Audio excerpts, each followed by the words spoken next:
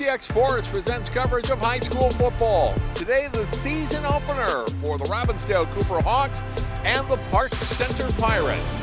From Park Center High School in Brooklyn Park, John Jacobson along with Bill Hunstock. Bill, great day for football today.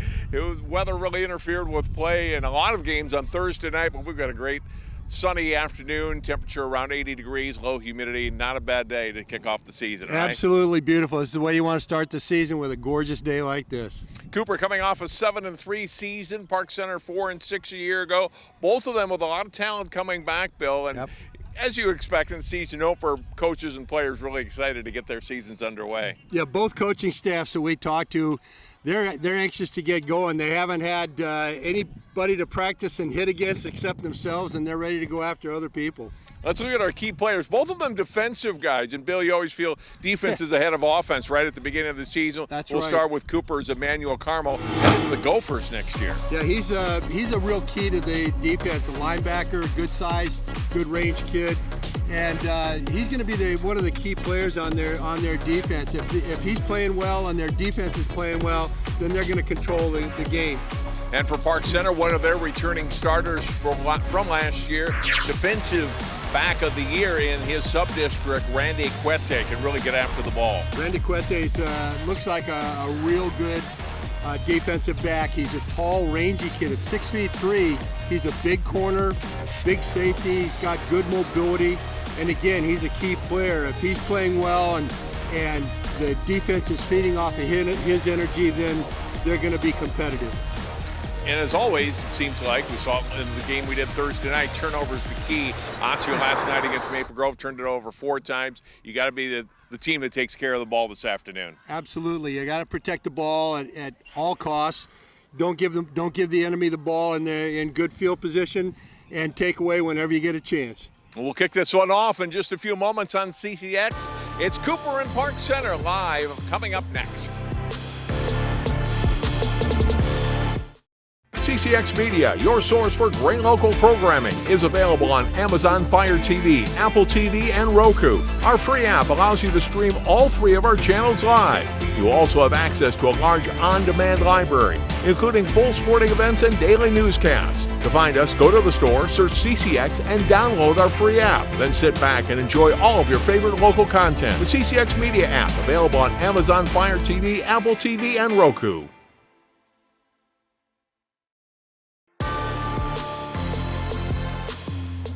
John Jacobson, Bill Hunstock, live at Park Center High School on this Friday afternoon. North Star District football game between Park Center and Cooper. Beautiful day for football. Cooper will receive the opening kickoff. And you just get so excited, right, as a player. You can't wait for that opening kickoff. Let's go. This is where it's at. This first series is, everybody's pretty geeked up for this.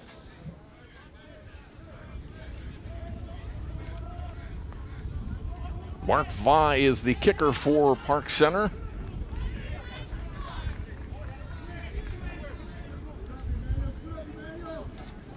A little bit of wind, Bill, today. Maybe not strong enough to severely affect the passing and kicking game, but Park Center definitely kicking into the wind here in this first quarter. Short kick toward the sideline. It'll be handled at the 29, then fumbled. Ball is loose. Park Center says they've got it. And they don't. It's Cooper football. Well, that's an exciting way to start the season. Christian Lloyd jumping on top of it.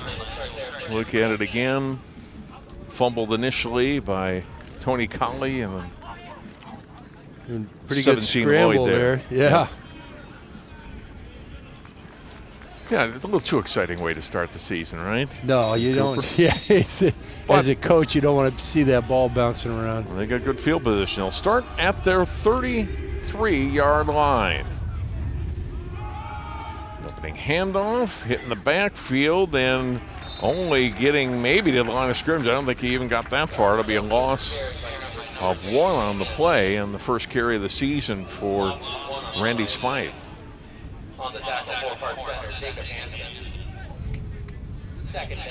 Jacob Hansen, junior linebacker, on the stop. It'll be 2nd down and 11.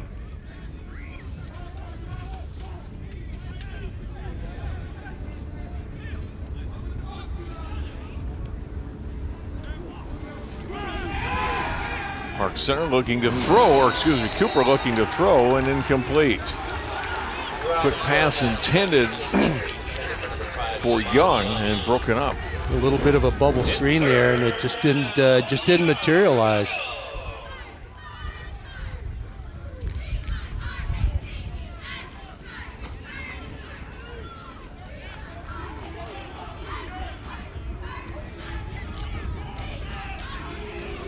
Look at Tavarian Thompson. They'll rotate quarterbacks today. Thompson getting the start on 3rd down and 11. Short throw, short catch, and it's going to be incomplete. And it'll be 4th down. So a quick 3 and out for Cooper on their opening series. Yeah, they really struggled to move the ball there. Good defense by Park Center.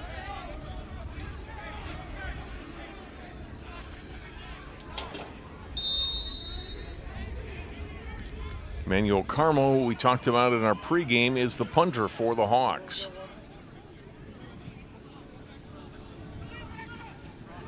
Tyjon Brooks, dangerous return man and receiver back deep. That was almost blocked. Very high kick short. And Brooks jumps on top of it at the 34-yard line. 34-yard punt with no return. And Park Center takes over in good field position on their first offensive series of the season. Well, we said the defenses were going to be a key, and Park Center's defense started off that series pretty well. Now I see what Cooper can answer with here.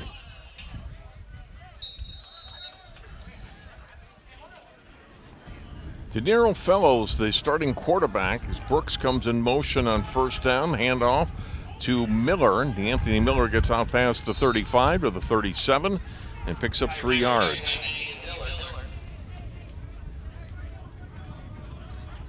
Second down and 7 for Park Center.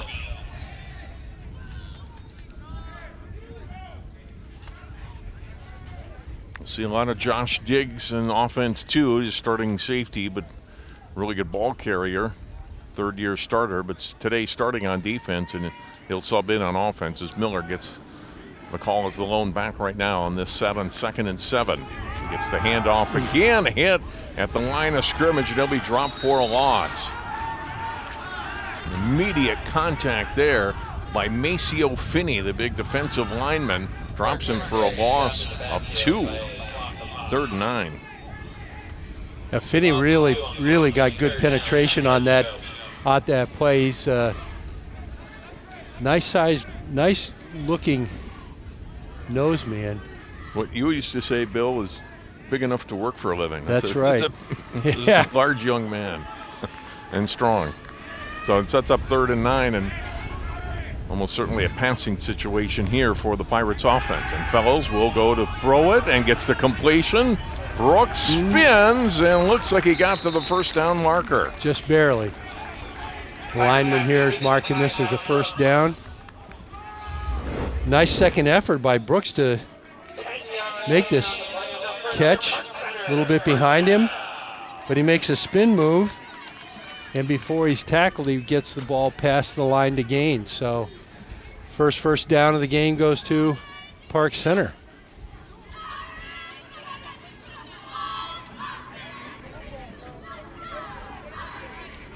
First and 10, Pirates from their 45. Brooks in motion. He'll take the handoff here on the end around.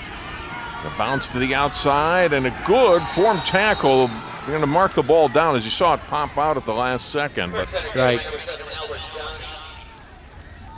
It's Beckham Van Voorst on the tackle. And a good open field play by him, and it's just a gain of 2 on the run by Brooks.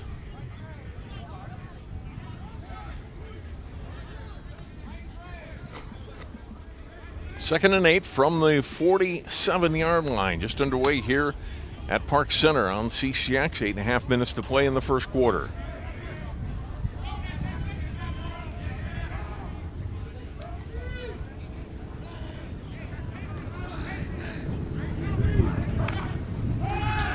Fellows looking to throw, gets the completion, and John is wrapped up immediately. Dylan Gurley was right there. Forward progress will give him a 2-yard gain out to the 49. 3rd down, 6 yards to go. Yeah, 3rd and about 6. Park Center mixing up their run and pass, not trying to go deep. Their passing game is just pitch and catch, which is good at the beginning of the season. Get some rhythm and get some timing worked out. Josh Diggs down in the backfield, number 0, behind Fellows. Everybody out for the pass, incomplete. Brooks, the intended receiver, and broken up by Jalen Hayes. It would have been short of the first down had the catch been made, and Hayes right there. It was the last 3 defensive plays for Cooper. They had somebody right there on every defensive play. One. Yep. So Park Center will punt the ball away. Probably. Always good to have the punter on the field for the punt formation. Jerry Wise, the punter for Park Center.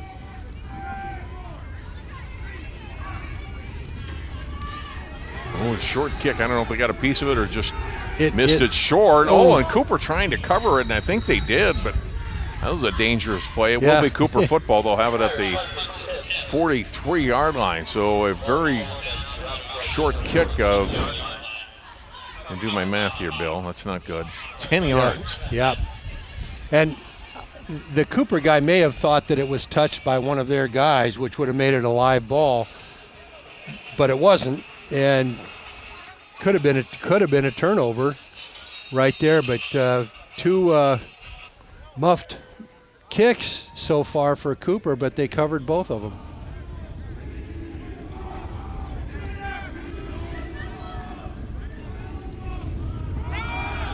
Handoff on first down and a carry out past the 45 to the 46-yard line.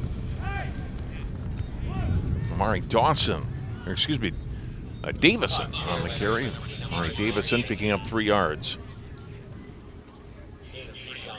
We get a look at the starters. Offense for Park Center on your left, the Cooper defense. Van Voorst in at quarterback now. They said they would rotate them, Thompson and Van Voorst. And Van Voorst gets the call here, scrambles out and runs. He's short of a first down, but he does pick up close to 6 yards. Good penetration by the defense, but the defender didn't have a good angle. And you can see that Van Voorst was able to get outside and gain a few yards, make it a 3rd and 3. Those are the football right at midfield.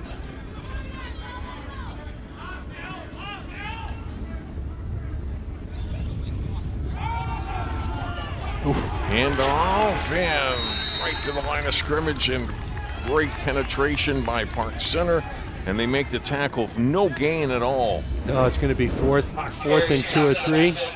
Delvin Blady on the tackle. It'll be 4th down.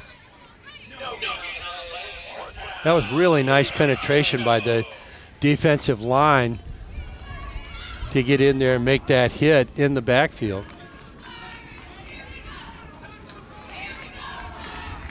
The offense looks like it's going to stay on the field here, Bill. Yep. 4th and 2 from midfield.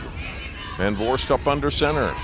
And the ball off, and this time enough room for Davison to get a first down to the 47. Etienne Izuk, the outstanding linebacker, on the tackle, but a gain of 4 on the run by Amari Davison. You see Davison does a good job, gets a good block at the point of attack, and gets just enough stretch to get past the line to gain by about a yard. So we're first and 10. Cooper has their first down of the game. We're past the halfway mark of the first quarter.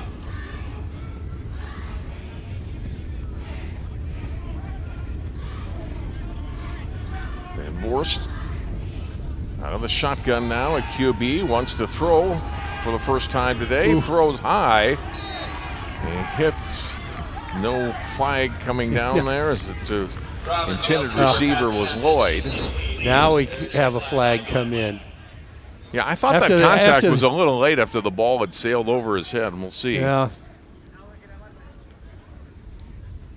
That was really late. That back judge came in after the play was over and after the ball was already brought back on the field.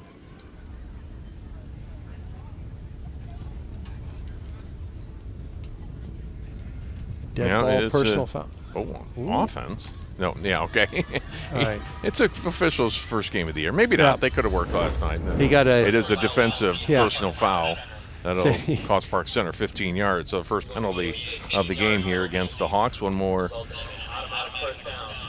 opportunity here for Cooper as they get their second first down of the drive. And now we in deep into Park Center territory, out the 30.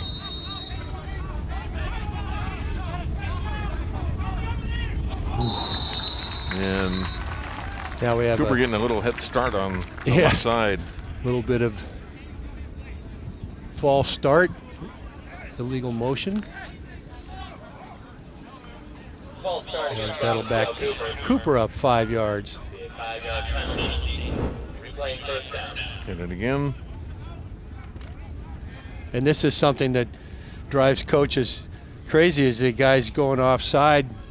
You tell those guys, you don't listen for the snap count, you watch the ball. When the ball moves, then you can run. 1st and 15. Cooper from the Park Center 36.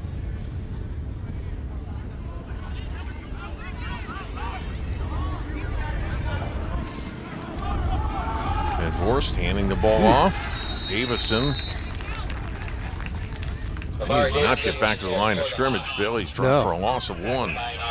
And again, good penetration by the interior defensive line for Park Center. They're getting good penetration almost every play, and that's really forcing the Cooper offense. 2nd and 16.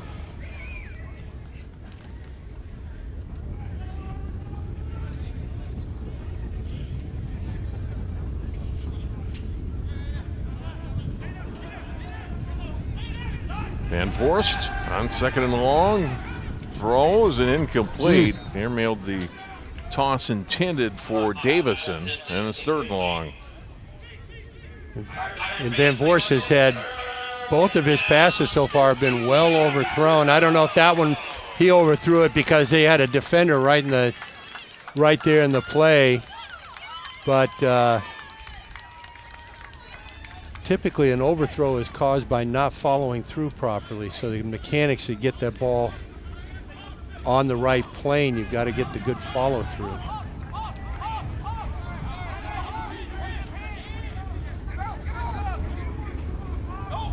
Third and 16 for Cooper on their second drive today. Throw to the sideline, and it is incomplete. In and out of the hands of Samaje Young, the top receiver a year ago. Couldn't hang on to that ball. It looked like Young was going to make that catch. As we can see here, it looks like that ball's pretty good. Unlike the other two, is right there, and as he goes out of bounds, it's stripped away by the D-back. Good play by the D-back.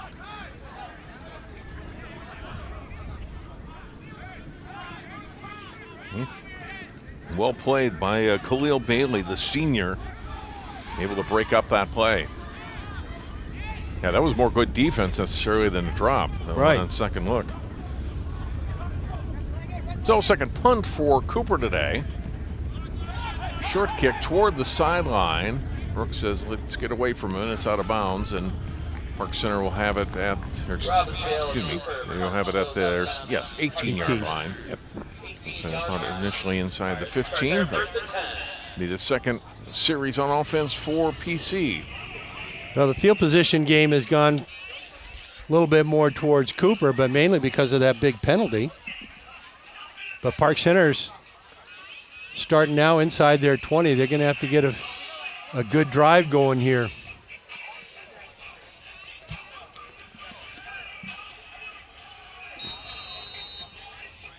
Pirates 1st and 10 from their 18.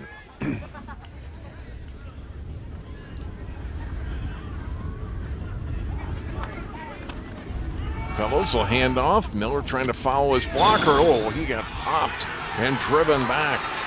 Ray Highland, linebacker. Ball comes out. They're going to whistle it. I thought they had whistled it dead. Yes. Cooper ends up with it in the end zone. They're going to talk about it. That might have been I don't know if that was a quick whistle. A quick whistle, Yeah. but the running back was really stood up. So they did call it a fumble.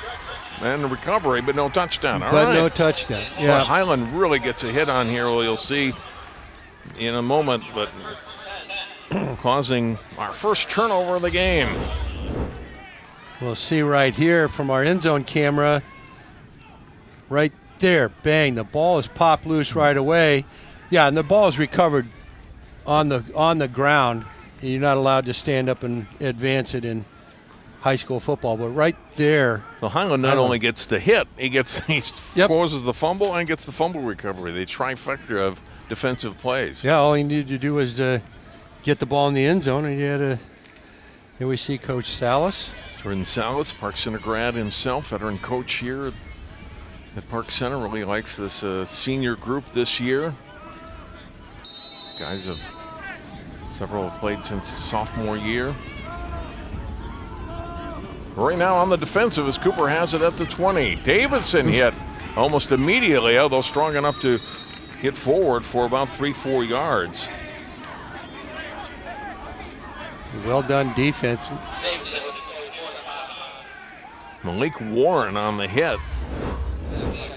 Yeah, Warren does a really nice job. He ends up being a 3-yard gain, but Warren made a nice defensive play. That's just exactly what you want a defensive lineman to do, is get off the ball, shed the blocker, and make good contact with the running back. Davison does pick up 3. It's 2nd and 7. Cooper from the Park Center 17-yard line. Inside of 3.5 minutes to play in a scoreless first quarter.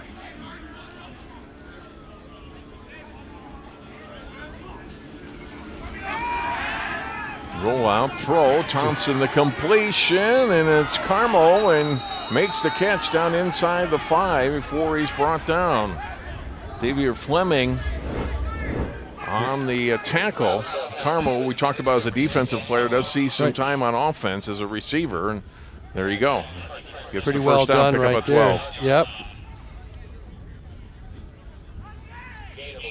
So it's 1st and goal from the 5-yard line for Cooper. And Van Voorst comes back in at the quarterback spot.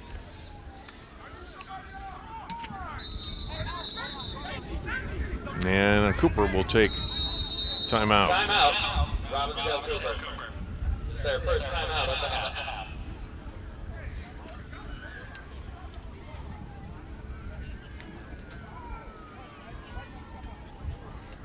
Here's Willie Howard, veteran coach here at Cooper and also the activities director at the school. A great football guy, right? And Yep. you like to think this about all coaches, but really looks after his kids, gets as many as he can into college on scholarships or partial scholarships, and he's been doing that for, what, dozen years now, 15 years almost at Cooper. And he really does do a nice job with the entire program. He's out on the field. The players are encouraged, and he demands that they be complete citizens, that they're good in class. And Tony Patterson, who Bill you talked to at practice the other day, the co-head coach, been with Coach Howard long time, has taken more of the responsibilities from Willie as far as day-to-day with Willie being busy as activities director, and a really good coach as well. Yeah, Tony is another good, sharp guy.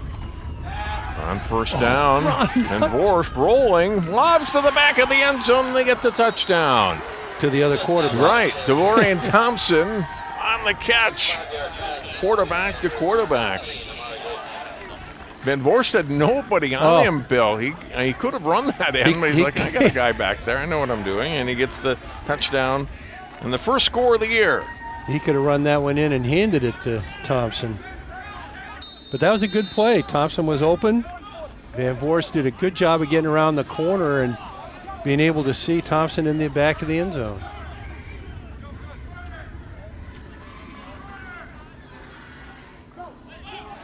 Richard Beza is the kicker.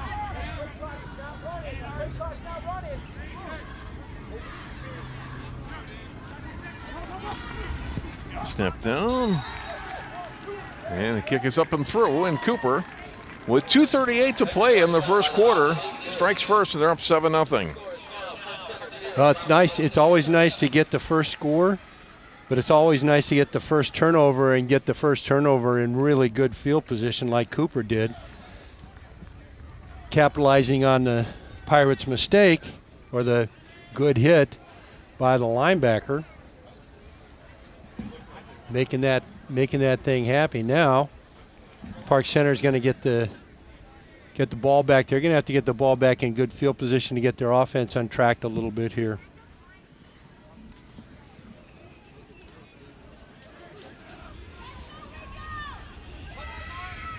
Oh.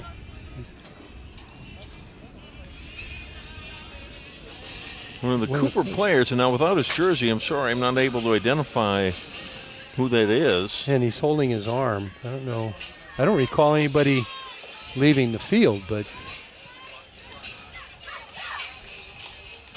well, it's tough to see, especially if you have to have the ambulance on. If you worry about an arm injury, a fracture of some sort, and we'll hope for the best for that young man. Yep.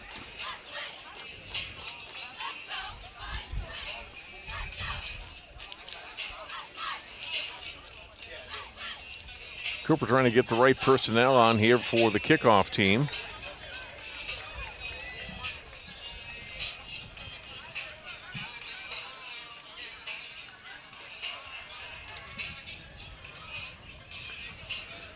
Brooks and Freeman, the deep men for Park Center.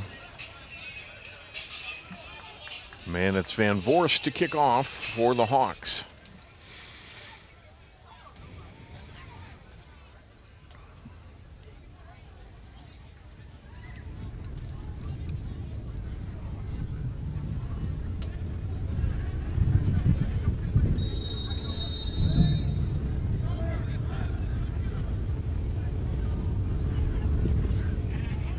Down the middle of the field, over the head, and into the end zone. Brooks unable to corral that one, and so it'll be a touchback. First down and 10 for the Pirates at the 20-yard line. Probably lucky that he wasn't able to get that back. So Cooper scoring first, taking advantage of the turnover that we talked about. Highland with the big defensive play, and a few plays later, Hawks able to get into the end zone, tack on the extra point, and up 7-0 as Pirates offense will try to come back, put together a good drive here. They've had a couple of plays, but not a string of them successfully on offense. And the give is to Diggs, and he only gets a couple of yards. Yep. And Bill, let's go back and take a look at that touchdown. Yeah, this is good. We'll see the rollout to the left, and Van Vorst he's got the whole field, but he also has a Thompson wide open in the backfield. I think that was a blown coverage or blown defense by Park Center. They just didn't have anybody on their defensive right side to handle either the quarterback or the receiver crossing in the end zone. Well executed by Cooper.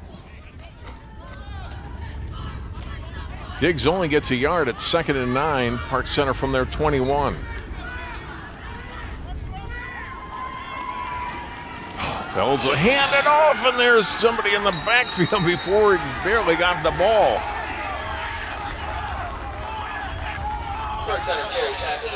Well, that was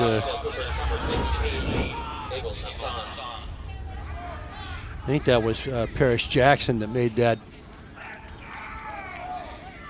initial rush in there, and he wasn't even stopped, wasn't even slowed down.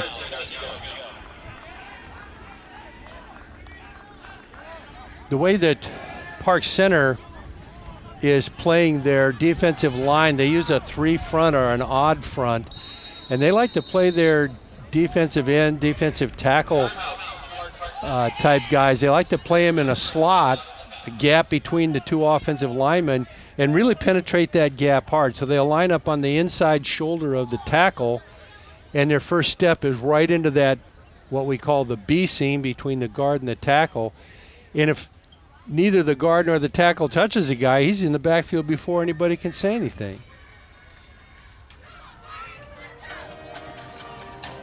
Park Center takes a timeout here. They're a little confused about what was going to happen or what personnel they're going to have on, so they've taken their first timeout, and they'll have it 3rd and long, 3rd and 13 from their 17-yard line with 1:09 to go in the first quarter.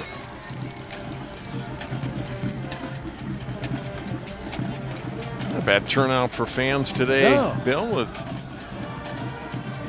Although some people maybe have gone out of town, nice afternoon to watch a high school football game. It's a beautiful day, as we said earlier, and a lot of fun to get out and watch early season high school football. Everybody's undefeated at this point. Right. Jiggs in the backfield behind Fellows on 3rd and 13 for Park Center. Fellows will roll out right.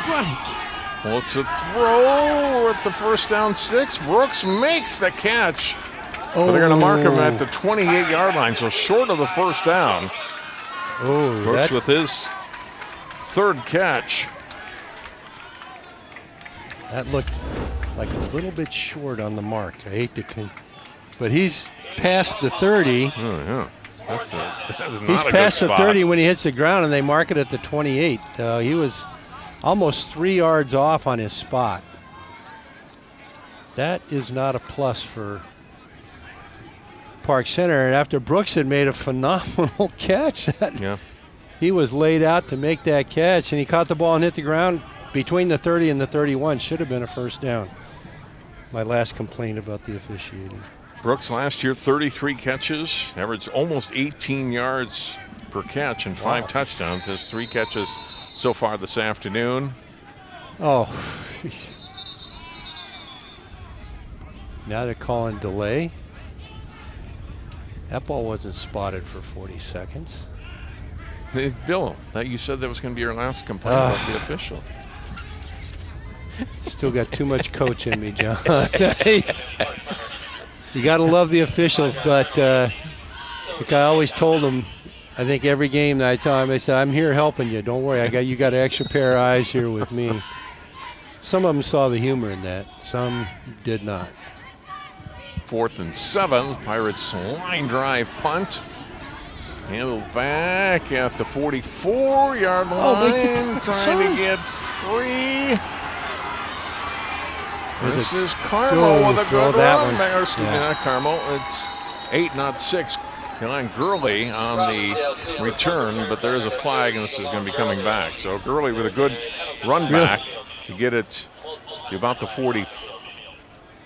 Or inside the Park Center 40, but it's coming back. Yeah, it's going to come back with an illegal block in the back during the run back at about the 48-yard line, so it's going to go back another 15 from there.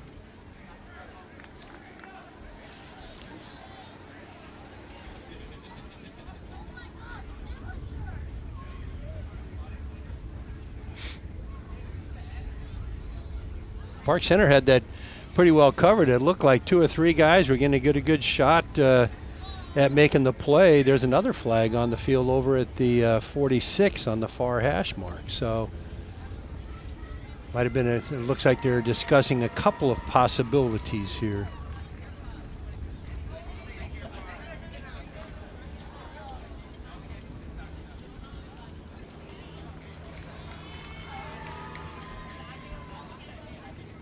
Ooh. We'll take the personal foul. That's the 15. They're going to take them both because the second one was a dead ball foul. So they're going to get 30-yard penalty here.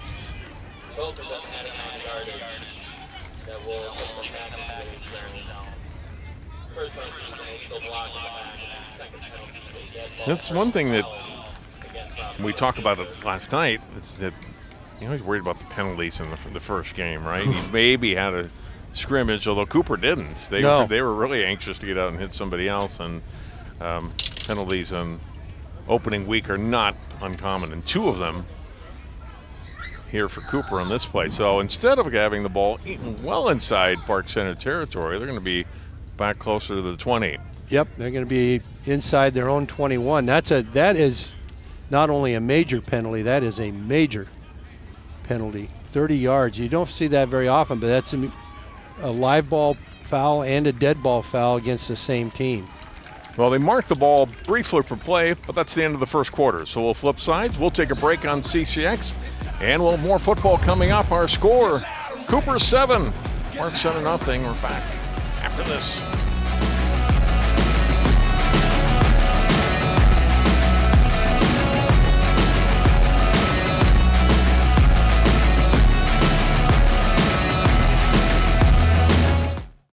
CCX Media is the first place you go for local news and sports. But did you know you can sign up for those stories to go straight to your inbox on our website? Simply go to ccxmedia.org. Click on the subscribe button, and from there choose which notifications you want to receive. Then we'll send your favorite CCX Media news, sports, and city events straight to your inbox. Sign up now at ccxmedia.org.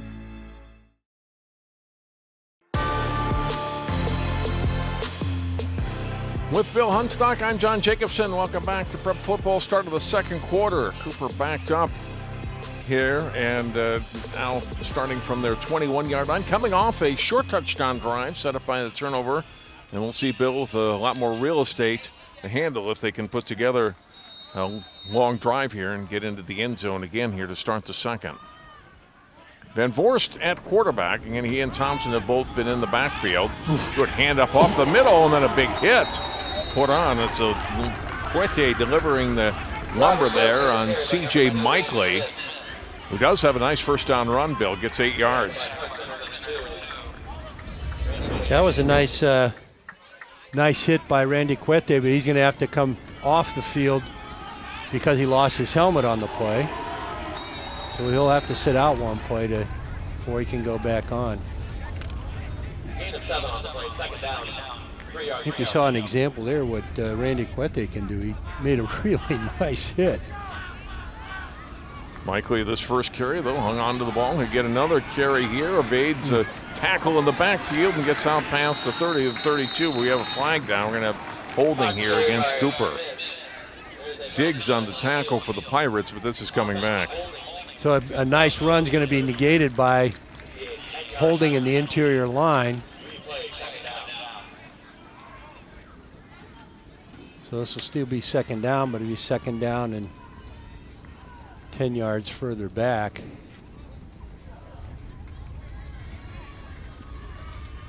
So it'll be second and about 13.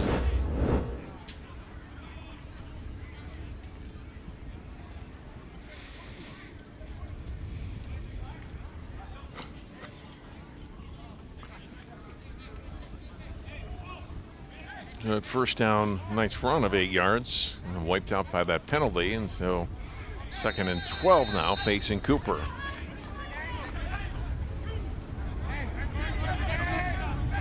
We'll see the Hawks again on CCX in a couple weeks when they take on Armstrong. 2 weeks from now in Park Center, their next TV game at the end of the season at home here against Sartell. Long downfield pass by Van Voorst into some traffic and incomplete. Hawks pass attempt is incomplete. Coverage downfield by Albert Johnny along with Ethan Pugh. And both safeties played that very nicely. Johnny and Pugh both were right there making that play.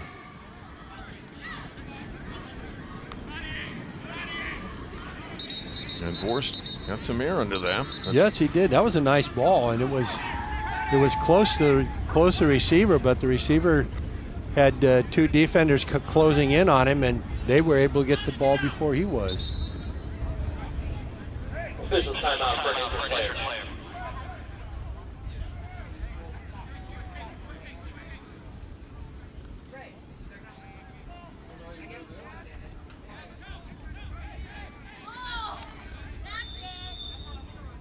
Gurley came out. The announcement was the official timeout for the injured player. I don't know if he got hurt on that last route or what, but he comes out for a play here on 3rd and long. Van Voorst under some pressure, escapes trouble, steps up now, and will go out of bounds. Drop for a loss of a couple of yards. Van Voorst was carried for Hawks. Hezuk on the tackle. It was Xavier Fleming that got into the backfield in a hurry, Bill, and flushed out Van Voorst. Fleming did a real good job. If he keeps his feet for one more step, he makes the tackle for a big loss. But still, just the fact that he was in there pressuring Van Voorst forced that play out and made the loss happen anyway. Now we got 3rd and very long. Actually, it's 4th. I'm sorry, it's 4th down. Yeah, well, they're late on the down marker. Yeah. Carmel just got that one away. I think Park Center got a piece of this one. This is going to sail out of bounds at the 22-yard line. Picked up by Park Center, and they're going to return it to inside the 10, down to the 7. I'm out that. That was a live ball. And now somebody's going to get a penalty. The flag comes out late. Yeah, Manuel Carmo was the one that made the tackle, and I don't know if there was some jawing or whatever happened after the play. I don't know who it's going to go against.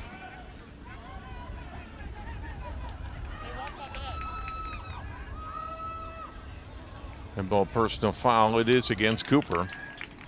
Now they're going to whistle one each way, so they'll offset. So we'll see. Looked like that one was at least brushed.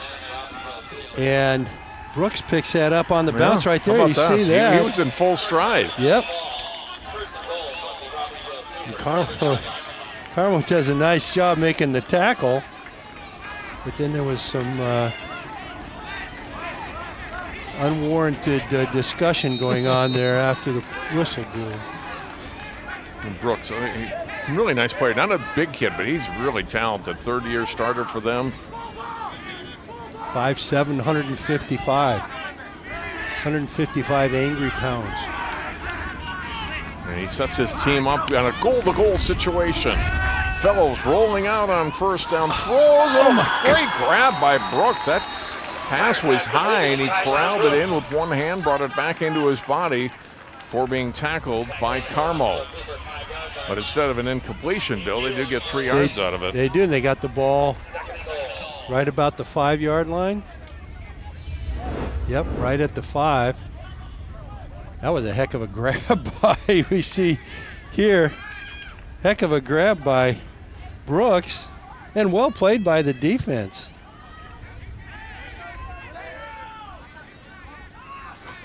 Diggs in the backfield next to Fellows. Whistle and a timeout for Park Center. Coach Salas on the field. A lot of time left in the quarter, Bill, but you get in this field position, you want to get it right? Yeah, when you're down by 7 and you got the ball 2nd and goal at the 5, you want to get the ball in the end zone. You don't want to be dinking around with it here.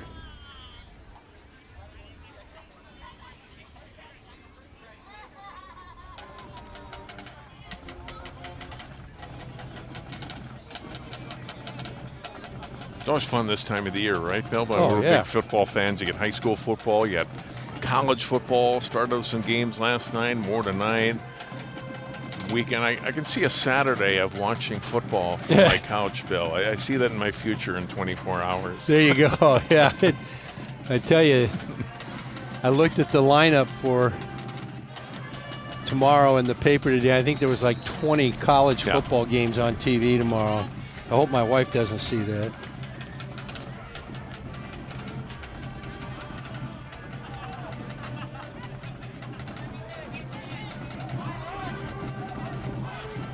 So reset again out of the timeout. 2nd down and goal for Park Center, trailing 7-0. They're at the 5-yard line of Cooper.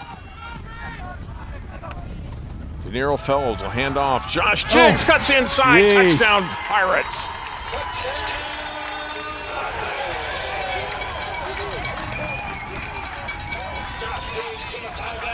Jiggs last year over 500 yards rushing and 4 touchdowns. Gets his first year in 2024.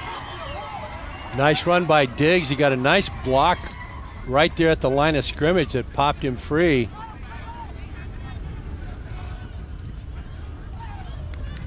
I believe the block was on Emmanuel Carmo, too. Mark Vaughn to try to add the extra point and gets blocked. So it's 7-6. And look at the touchdown again. See right there, nice block.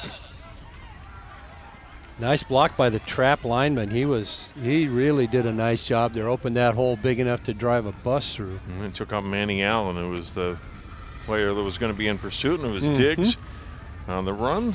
7-6. There's 9:51 to go here in the first half.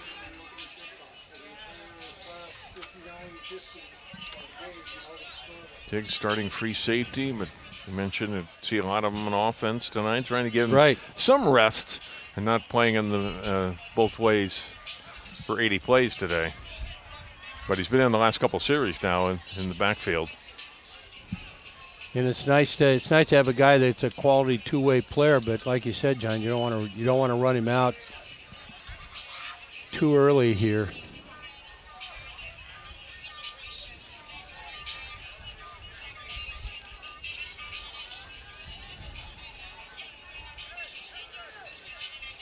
No, nice answer by Park Center. Cooper really hurt themselves with the penalties. They had they two did. On that punt return that wiped out, 50, 60 yards of field position. Yep. And then after they had gotten it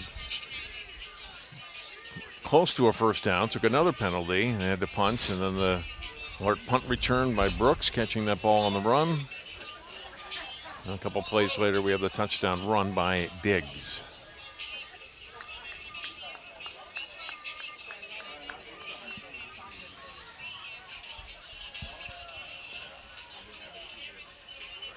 Yeah, so both teams have taken advantage of mistakes from the opponent and have managed to score off of that. So now they're ready to,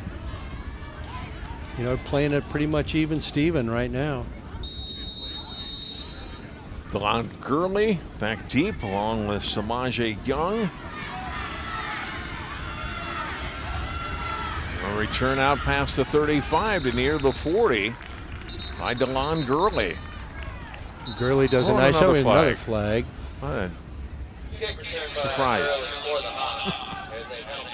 A lot of laundry here in sure the first 15 minutes of play. Sideline warning, I think, against Cooper. So that actually won't be a marked off penalty. But the next time with the sideline, if you're inside the white, or in this case the gold, that's the no occupy zone. And if you're in there during the play on the sideline, then you're going to get warning, or you're going to get a unsportsmanlike penalty.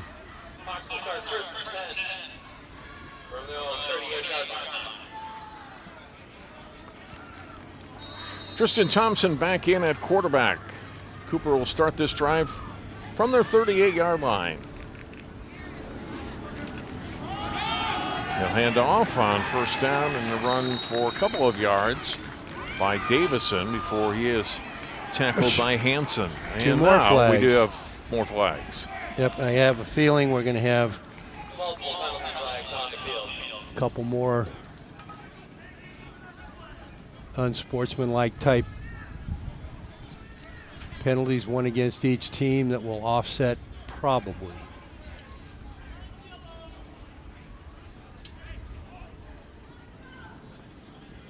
You talk about things that drive coaches crazy, like, and it's on both sides here Dead so ball, far today. personal foul, Cooper.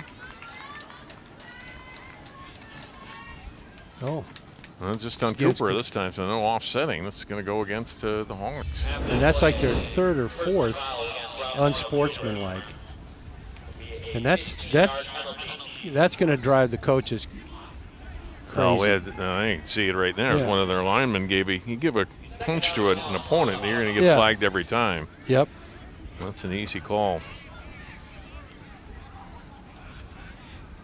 So now instead of having second and medium, they're at second and long. They need to get to the 48. They're at the 25 right now. Thompson flushed out of the pocket and only get a couple of yards before he's bumped out of bounds. Tackled by Fleming.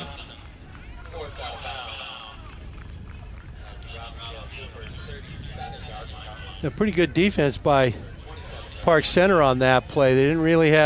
Thompson didn't really have much of a choice. He had to get what he could with his legs, but now we're third and about 20, third and about 21.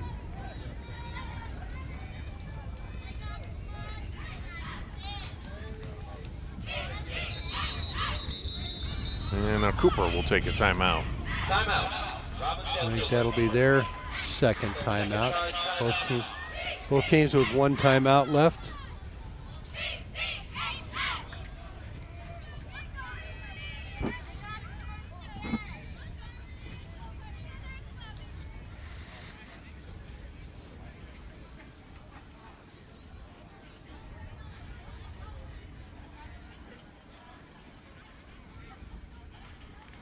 Nine minutes, 19 seconds to play here. Second quarter, Cooper facing a third down and 21 from their 27-yard line. Each team with a touchdown. Park Center missed extra point after their TD.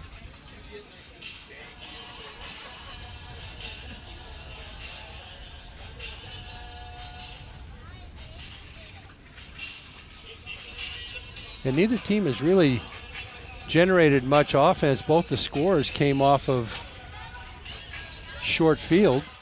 Nice run back on that bouncy punt by Brooks, setting up the Park Center touchdown, and turnover, fumble, and deep in their own zone by Park Center, setting up Cooper's touchdown.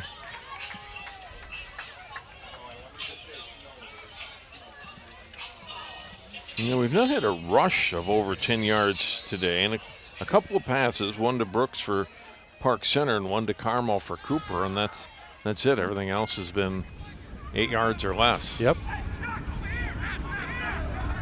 Hawks need a lot more than 8 here. Third down and long as Thompson sets his feet, throws deep over the middle. It's knocked away. Carmel, the intended receiver, a lot of black, green, and gold around him, and it's broken up.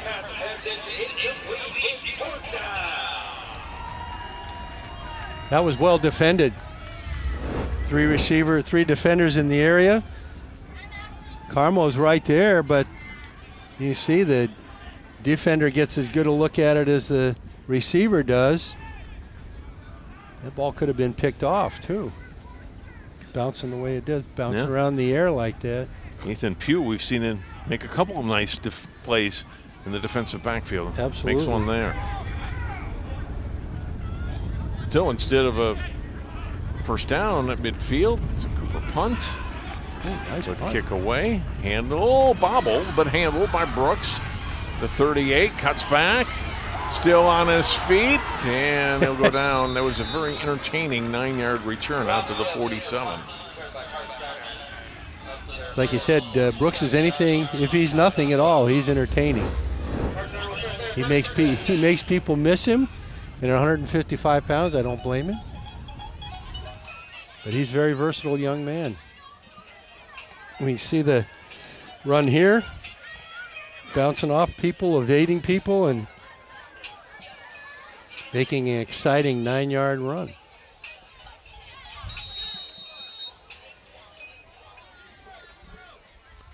Pirate offense back on the field, down a point, 7-6.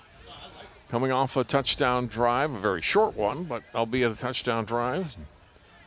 Fellows back on to lead the offense at QB. Oh, it drops the ball right as he was getting ready to hand it off, and was able to get back on top of it. Wanted to hand it off to Josiah Smith.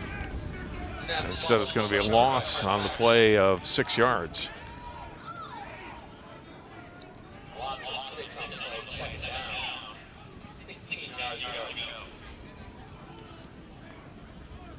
Second down and 16. Here you get a look. Ball hits right off the hip of the running back.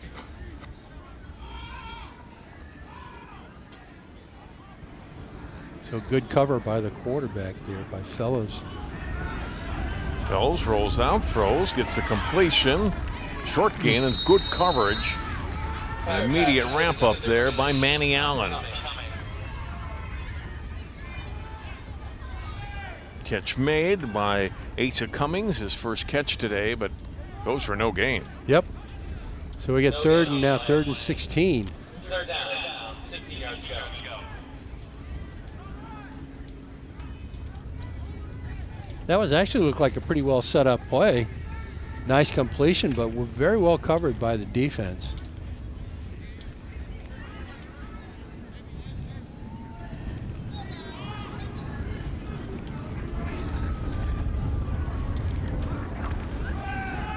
On third and long, Fellows airing it out toward the sideline, but had no chance of a completion there. And the run out of bounds was Ronnie Brown, and likely on the coverage for Cooper, and it's fourth down. That was well defended. The defender did a nice job of just running the receiver out of bounds, so there's absolutely no way that that ball could have been completed. Yeah, use the sideline as your extra defender. Yep.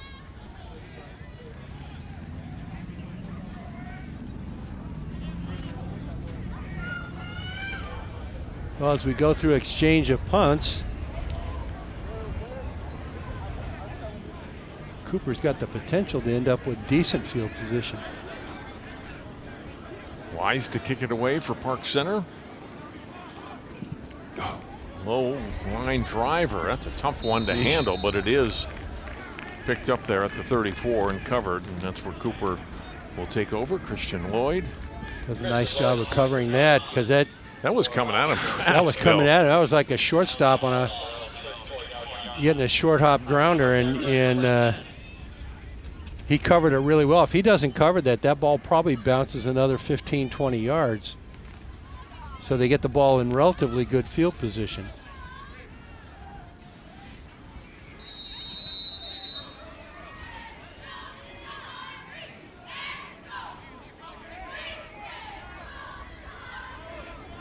And Beckham Van Forest rotates back in at quarterback for the Hawks. He's going to hand off and around with some room out across midfield and a first down. That's a nicely executed jet sweep right there. Wide receiver Samaje Young coming across for the first down, and he picks up 17 yards. Here we get a good look. As we see the edge gets set pretty nicely, people blocking downfield. And that's a really nice run by Samaje Young.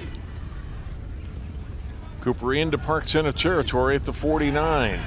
Van Voorst throws, gets the completion. This is Carmo fighting for yardage near the sideline. And he goes down at the 43-yard line. He'll pick up 6. Carmo with his second catch today. Pretty nice catch and run, 7 yards for Manuel Carmo from Van Voorst. We see play action, run action here. throw into the flat. Carmo does a nice job of getting the ball upfield, maintaining his balance, making people miss.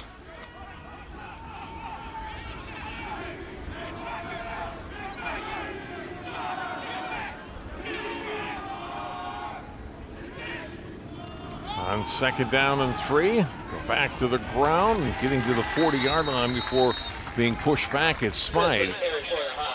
It'll be 3rd down and 1. Smythe with his 2nd carry today. Yeah, pretty good, again, pretty good presentation by the defensive line. They're playing a pretty good game so far.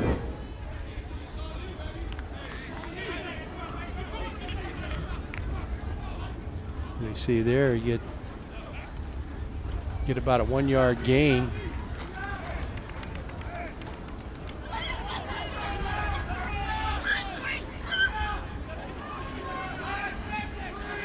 Third and 1 from the 40 of Park Center for Cooper. High snap, but it goes right back into the hands of Smythe, and he's able to get it, and it's a 1st down. And then a flag comes out.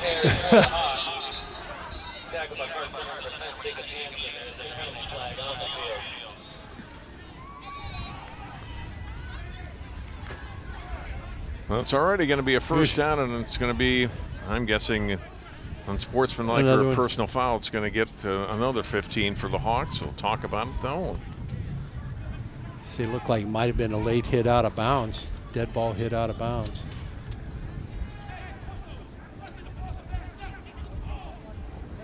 That's one of the toughest ones. You want your kids to be so aggressive, and in a game like this, a 1-point game, you want to be really aggressive, but you've got to be smart and know where you are on the field. It's unsportsmanlike, so maybe something said. That was more that's a sideline warning.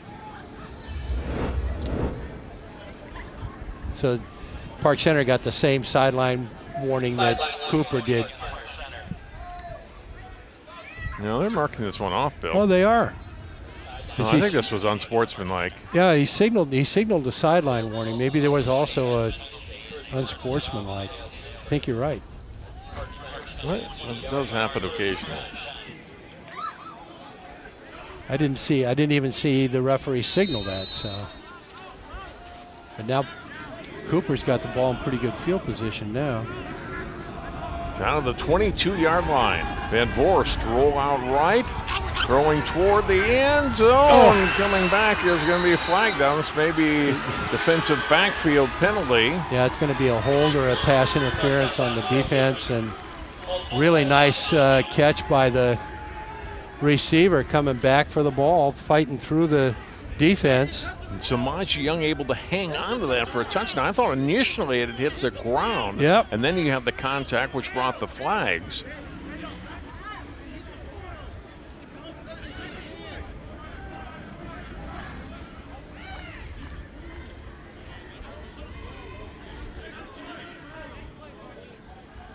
Pass interference defense. Yeah, result of the play is a touchdown. The Young did have it, and it is a touchdown. He knew it. He's celebrating right away. And he makes the catch. That was a good pass from Van Voorst, and Young comes back to play the ball, and nice adjustment on the ball. It's a little bit short of him, and a great play by Samaje. We saw him with a run earlier, getting a 1st down, and here gets a touchdown for his team. Yeah, Samaje does a really nice job of setting up the corner with a stutter step move during the run fake, and then getting deeper into the end zone. Besa, extra point try is through, and it's 14-6. Cooper.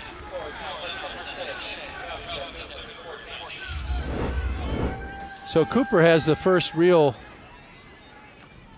sustained drive of the day, getting the ball. Oh, yeah, he did have 60, it. 70 yards. I thought it had bounced first, but he definitely got his hands under it. He was there. Spins the ball. You see right there. Oh.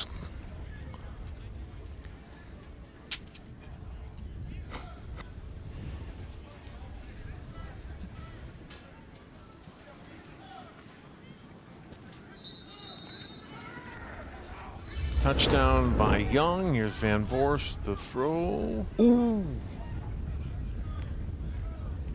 That did Well, bounce. see, I wasn't wrong the first time. Oh, But Young sold it well, and yes, it's he a touchdown. did. Yeah. Now, it would have been a penalty against Park Center, and Right. it would have been a first and First and goal 10 anyway, or- yeah. yeah, Would have but- been half the distance. But yeah, that ball looks like it goes. He's got his hands on it when it hits the floor, but it definitely touches the floor. So, boom, right there. He's got his hands on it, and he sells the catch really nicely. And there's, to the best of my knowledge, there's no replay in the high school games. So. it's in the prep bowl.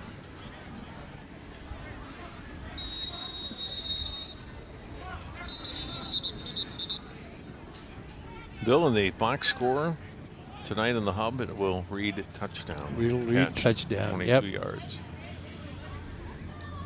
The Cooper up 14-6, 4:54 to play here before halftime.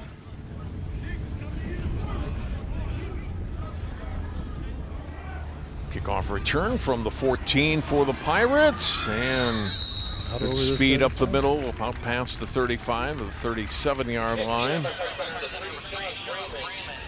like it was Freeman this time on the return for Park Center, and the Pirates will have it out past their 35 to the 37. Trying to get something here, Bill. Put together a drive before halftime, trailing by 8. Oh, they need everything they can get right now.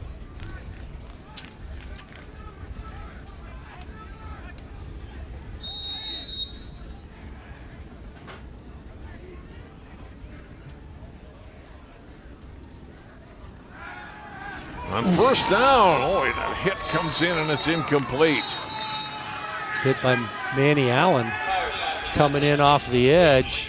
Well, it has been active. Jerry Wise in at quarterback in this series for Park Center, and Coach Salas said we wouldn't see him today, and the way the introduction you want to go is your first snap at quarterback today. Allen unblocked delivers the blow. Jerry Wise gets leveled pretty good right there. 2nd and 10 from the 37.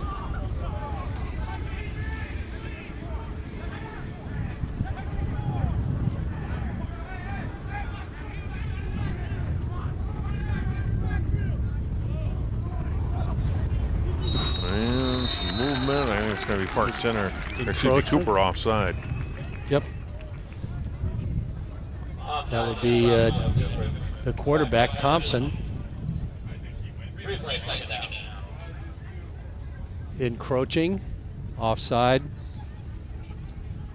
making it 2nd and 5 now.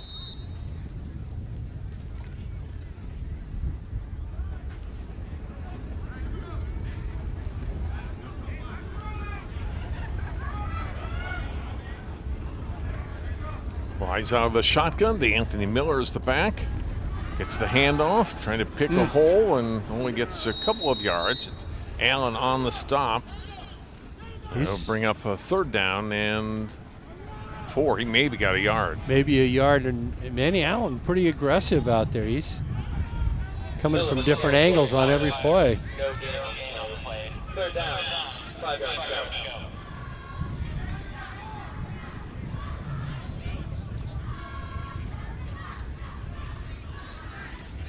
Well, still about 5 yards to go on 3rd down now for the Pirates.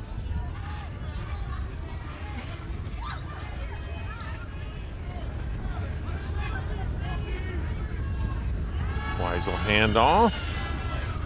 And Cooper's defense there to make the stop.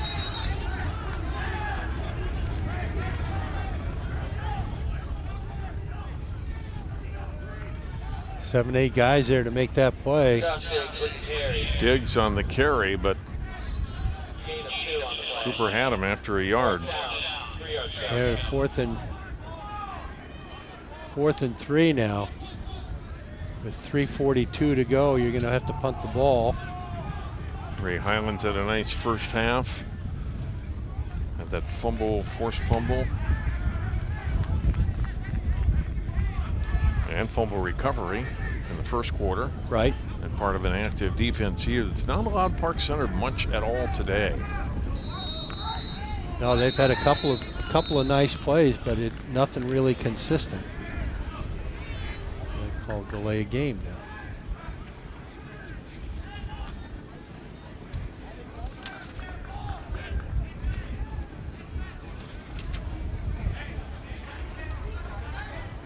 Delay of game against Park Center. 5-yard penalty.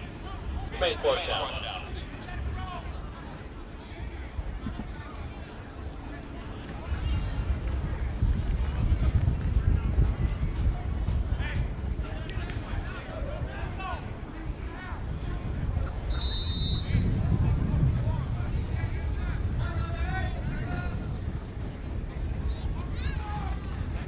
So back it up 5. Park Center will punt from the line of scrimmage, the 40. Ooh, Kick nice away punt. by Wise. Best of the day. It'll bounce toward the sideline and go out at the 16-yard line. That was a nice punt. Park Center kick goes out of bounds. That might got a little bit of breeze behind it, but that was really nice. He got it up in the air and Hawks will start their first and 10. 44-yard kick with no return. no return. Bounces out of bounds. That's about as good as it gets. Cooperville, 1 timeout, just under 3 minutes to play here in the first half. Yeah, I think we'll see more of what we did, more of the same type of thing we saw in that last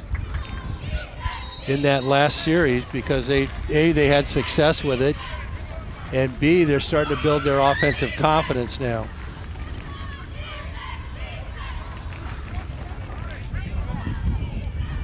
Van Vorst, fresh off his second touchdown pass of the day. Back in at quarterback, completion on first down. There's some green into first down out near the 35-yard line. Hawks pass completed. That's Young coming off the TD catch. He's able to pick up 18 yards here. Samaje Young was in motion. They swing the pass out to him in the backfield. He breaks a tackle and gets straight up field out to the 34-yard line. Pretty nice pass and catch there.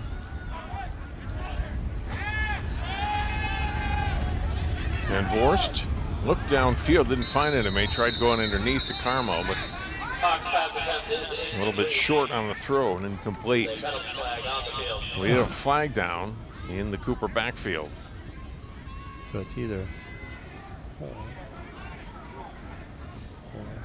illegal hit.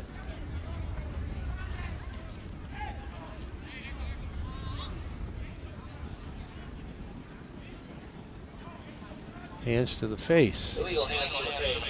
Robbinsdale Cooper. Park Center will take the penalty. Make it 2nd and 20. Cooper's offense would be pretty good if it wasn't for penalties.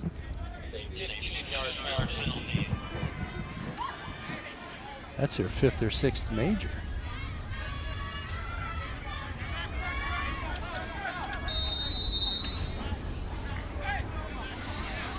So now back close to where they started the drive. They're inside their 20. Right. Van Vorst throws complete. And a completion out past the 25 to the 27-yard line to Gurley. Gurley interception for the Hawks. Nice little play, but when you're second in a mile, you can't see it, but that ball was almost on the ground too.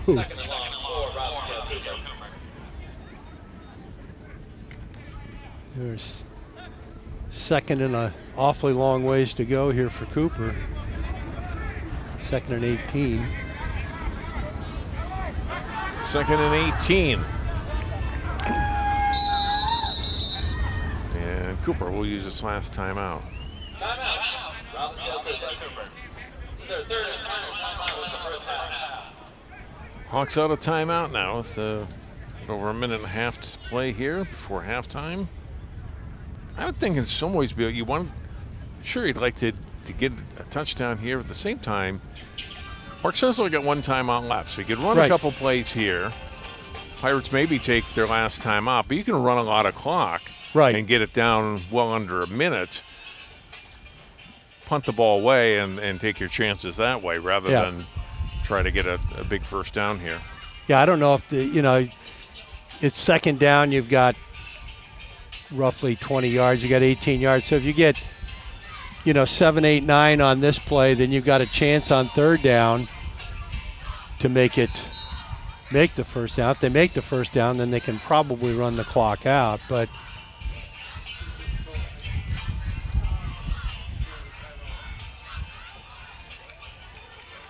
the other thing Coach might be thinking about is if we get a couple of big plays here and we score before halftime, we can not necessarily put it away, but we can make it so it's a much more comfortable lead. We'll see which way they go. Van Voorst is looking to throw toward the sideline, gets a completion out past the 35 to the 38-yard line. So good pitch and catch there, Bill. Lloyd on the catch, and you pick up, 10 or so yards of that 17 that you needed. Yep. And he should have stepped out of bounds. He catches that ball and steps right out of bounds. Saves him 45 seconds. On third down, the ball is intercepted. Picked off and run down the sideline by Khalil Bailey. Nice off the hands of the intended receiver, Gurley. Bailey on the backside is right there, and he has set up Park Center in great field position and a chance for the Pirates to score before halftime at the 25 of Cooper. That is a huge turnover. As we get a good look at it here, the ball gets tipped by the receiver. Oh, catch that ball, son, and into the defense hands, and he gets a good run back, gets that ball back in real good field position. And the tackle is made by Van Voorst. Bailey, the senior defensive back, has his team set up on offense inside the Cooper 25-yard line. 50 seconds to play. One timeout remaining for the Pirates. And defensive encroachment, it looks like. It's going to cost Cooper another 5. So that'll be 1st and 5. Not a good place, not a good time to have a encroachment.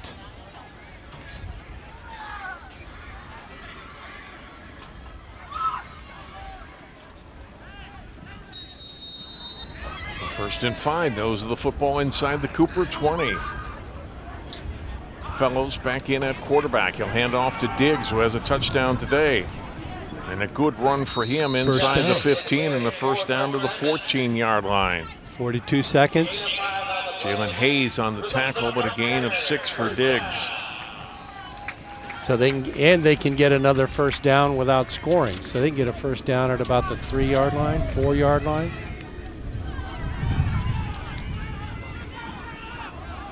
Clock running though, Bill, down to 20 seconds to go.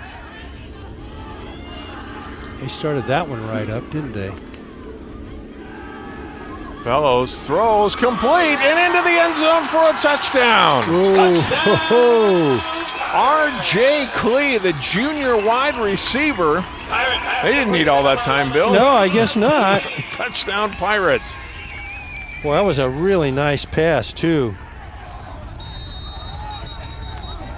Was that Clee make the... Yep.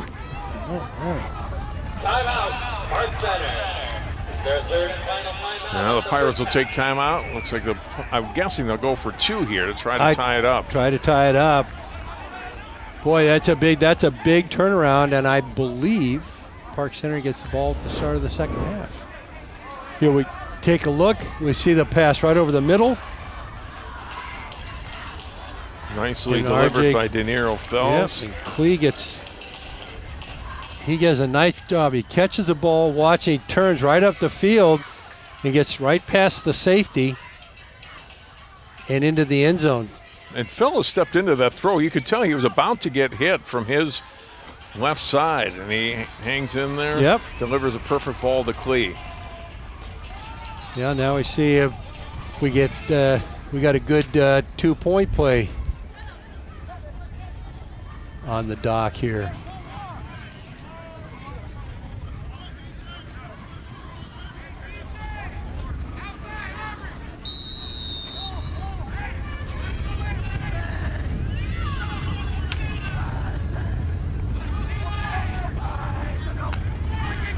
Fellows looks left. Run it. Now he's going to run it, and he's in for the 2 points. Now we're tied at 14. We got an injured Cooper player on the field at the goal line. Scores now, center, 14. Robbinsdale Cooper, 14. 14 all, Fellows. Well, that last 44 seconds was pretty exciting. Looks like one We of got the a couple of guys. I don't know if yeah. they ran into each other. I don't know. Carmel's one Carmel's of them. one of them. 6. Yeah. And Yeah, we what didn't is he- have a 58 on our roster. We'll try to check on that at halftime with the other Hawks player down, but they're both on the field for Cooper here. I didn't see how that hit happened to leave those guys injured like that.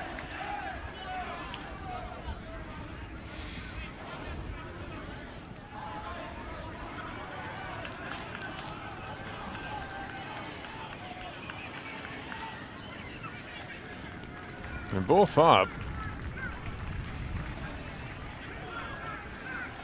Try to walk it off, and hopefully they'll be okay for the second half. It looks scary there for a moment. For sure. Certain.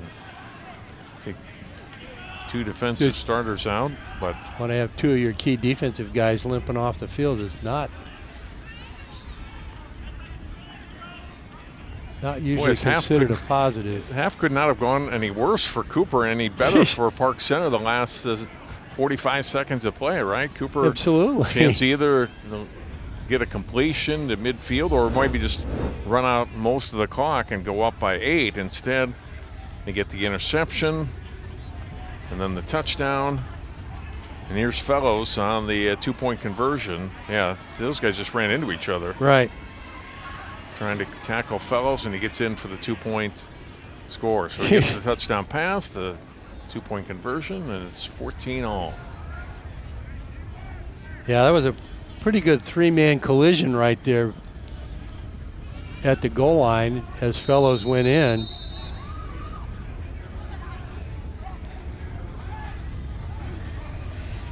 Mark Vaughn, the kickoff for the Pirates. They field it at the 17-yard line. And a good run out past the 35 to the 38-yard line. 4 seconds remaining in the half. Yep. Chance for one play. Now with this one, do you let it all go, or do you take a knee and go in at halftime and lick your wound? Well, Young certainly with the ability and the speed to get past a defender, although I'm sure Park Center will be playing this one pretty cautious and pretty deep. I think now, the way they're lined up, I'm guessing they're just going to They're gonna just take a knee. here. Yep. And that's exactly what Van Voorst does. Entertaining first half, Bill, and we are tied up at 14. This is the kind of game we kind of expected, that it would be a tight game and have some back and forth. I'm not sure we anticipated some of the back and forth that we've seen with turnovers and penalties, but really has been an exciting first half for both these teams. We'll take a timeout. We'll come back with some first half highlights and more. You've been watching high school football, Cooper and Park Center on CCX.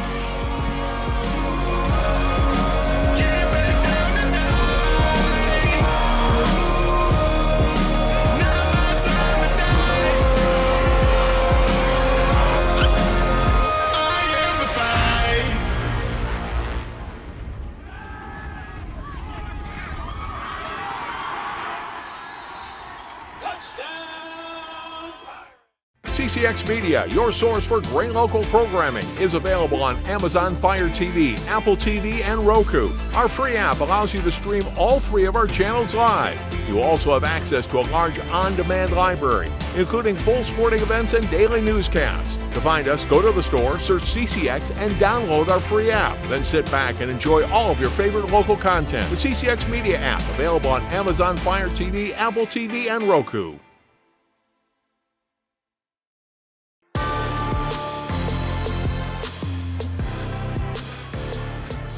Park Center band out on the field in a 14-14 football game here between Cooper and Park Center on the Friday before Labor Day. John Jacobson and Bill Hunstock with you here at Pride Stadium at Park Center.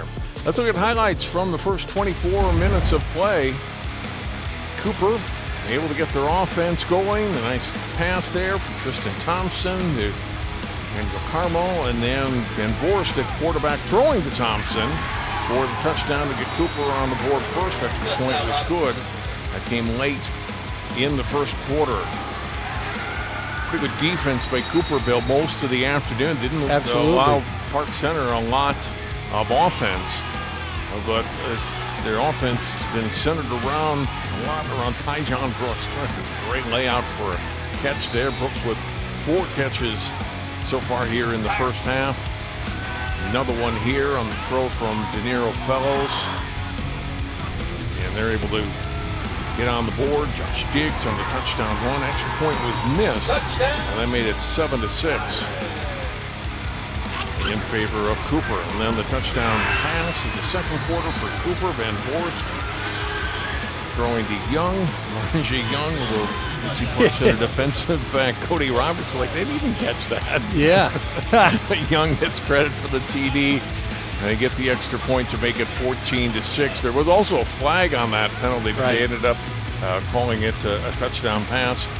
And then the touchdown pass, a good throw there into the hands of R.J. Clee for the score. And then Fellows, who threw the touchdown pass, runs it in on the 2-point conversion. There we are, tied up at 14.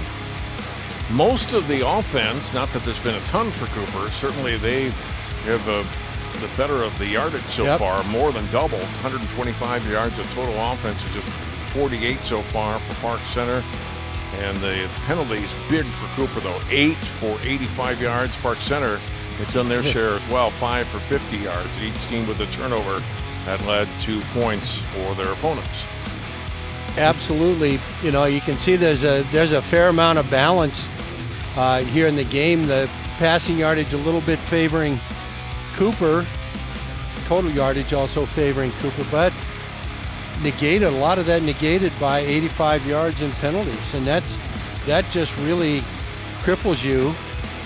I think that last touchdown in the last minute of the half by Park Center set up by bad penalty. They've forced them to have to throw the ball on third down. The ball is tipped, returned for a good field position. Your opponent scores, and all of a sudden a 10-yard penalty becomes a 45-yard touchdown drive. We are tied up, 1 half to go here at Park Center. It's 14-14, the Hawks and the Pirates. More Friday football in Brooklyn Park after this timeout.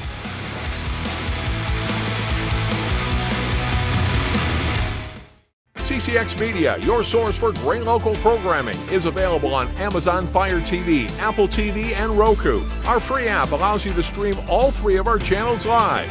You also have access to a large on-demand library, including full sporting events and daily newscasts. To find us, go to the store, search CCX, and download our free app. Then sit back and enjoy all of your favorite local content. The CCX Media app, available on Amazon Fire TV, Apple TV, and Roku.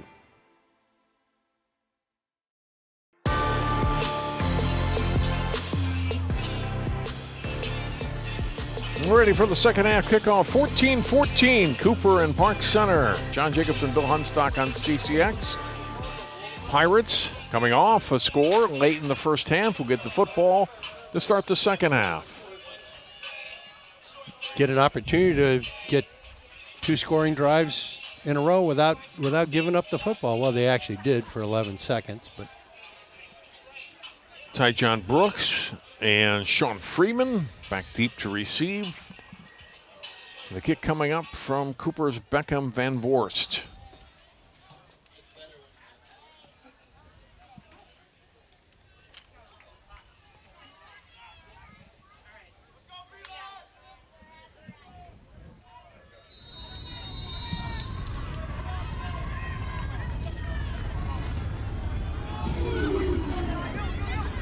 It'll be taken at the 10-yard line on the far hash mark by Freeman, and he's tackled down after not getting much at all. That was great pursuit downfield by Elijah Simmons on the tackle for Cooper. Really well covered. There was really no chance at all for that run back. What about the 14-yard line? Yeah, he got, what, maybe 4 yards on that return. Simmons got down there in a hurry. And a good kick, too, by Van Voorst. Kind of drove Freeman to the sideline, taking an extra second or two just to field the ball. In that situation, I'd almost always tell my guy, fair catch it, and we'll get the ball to 25. I'd much rather do that than risk running it back. We saw an injury right at the end of the half on the two-point conversion for Cooper. Both Abel Nason, 58, who was listed as 42 on our roster, along with Emmanuel Carmo, 6, both shaken up. As the ball here by Park Center only back to the line of scrimmage. Both shaken up, both Bill starting on defense here in the second half. So that was good to see because it was scary there for a few moments when they were both down in the field. Yeah, I saw Emmanuel Carmo lining up there at his outside backer strong safety spot. So, well, they were fortunate to get that ball back, Bill. It bounced away from Brooks and then ended up being picked up by Fellows. Yeah.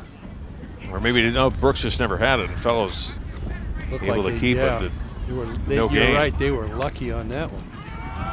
And second down and 10. This time the handoff is completed, but only a couple of yards out to the 16. On the run by Miller. Third and long. Third down and 8. Third down, 9 yards back.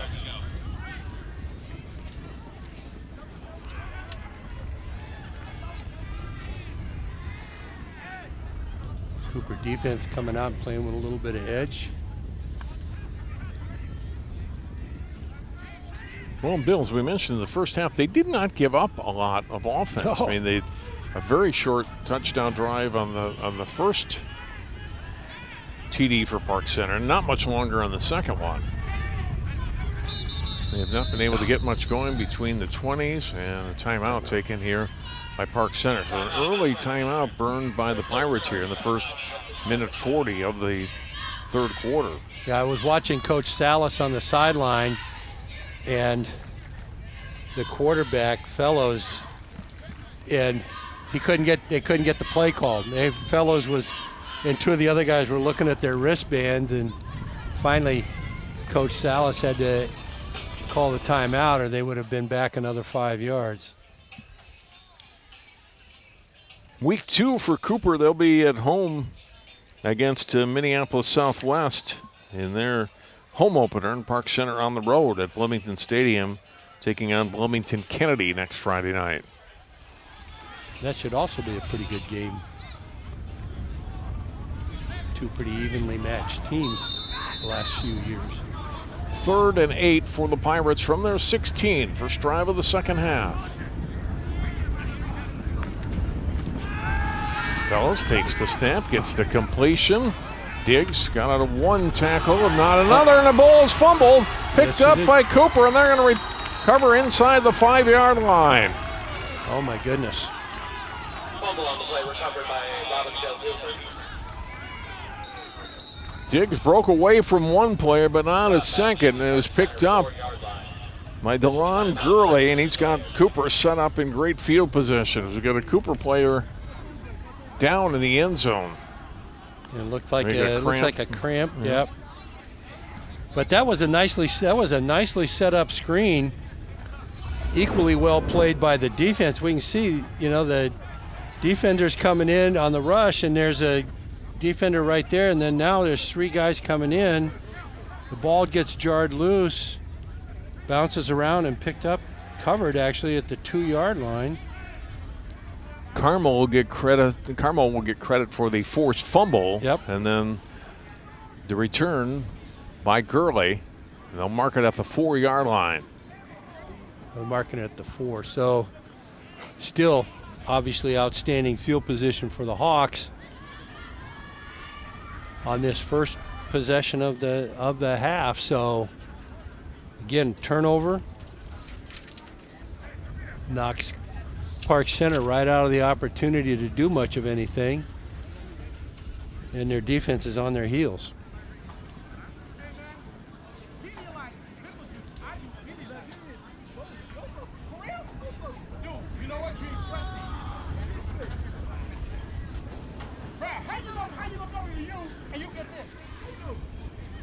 Still working on the injured player down in the end zone before the Hawks offense can come out on the field.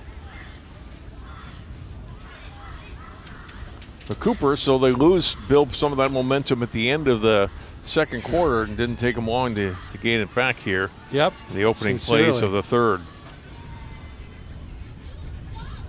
Yeah, giving the ball up on your own 4-yard line that's a tough one to rebound from. You know, hydration can be such a big thing, Bill, early in the season, and players not going to get enough fluids on the back on the sideline. Yep. You kind of just don't think about it, right? You're just thinking about football and not about hydrating, and you get not an extremely hot day, but it's 80 plus. Right. And you can have this kind of players cramping up. Yeah, you got to, and it's really important to emphasize hydrating 24, 48 hours before competition. I don't know how much the guys were thinking yesterday at 6 o'clock about how much hydration I need to do, but that is a fact. And Carmo, who's on the field a lot, both offense and defense, is the player who is down. Come up, work that off, and I'm sure we'll see him again. But I got to hydrate for a little bit there. And yeah, I wonder if that end of the first half issue with him was also a cramping issue right there before the half. He's still struggling to get off the field before they can even start the play here. Yeah, he's walking stiff-legged, so that's not a plus for a football player. And much more painful than you realize, right? Yes. It's not. It's debilitating in the sense that it's extremely painful and uncomfortable, but it's not something that's full house backfield for Cooper, and they get it in for a touchdown on a 4-yard run. DeLon Gurley. Cooper rewards the guy. Bill comes up with a big defensive play. Hey, let's line him up here in the backfield. He's got 3 big guys in front of him, and Gurley finds Payton not touched at all on a 4-yard run. So that's the way Cooper wanted to open the second half, with a big defensive play and a one play 4-yard touchdown run for their 3rd touchdown of the day.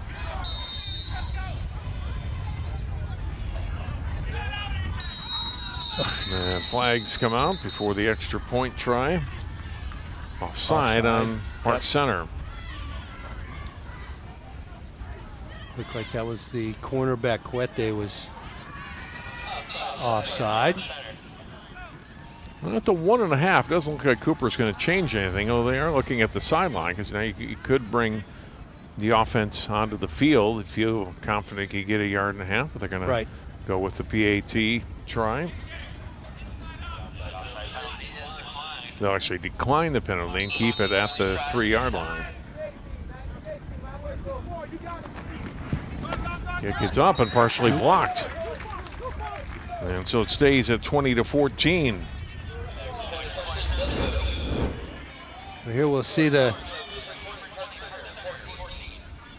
run by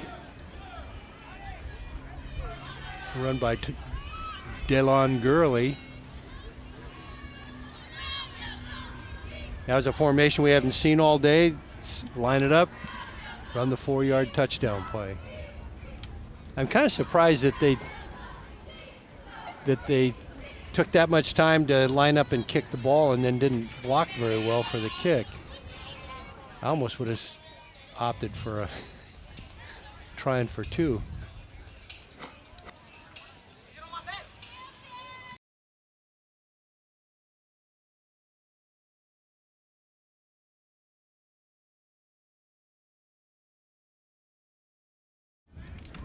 John Jacobs and Bill Hunstock back here at Park Center. Our generators went down on the truck in the heat for we missed some plays here.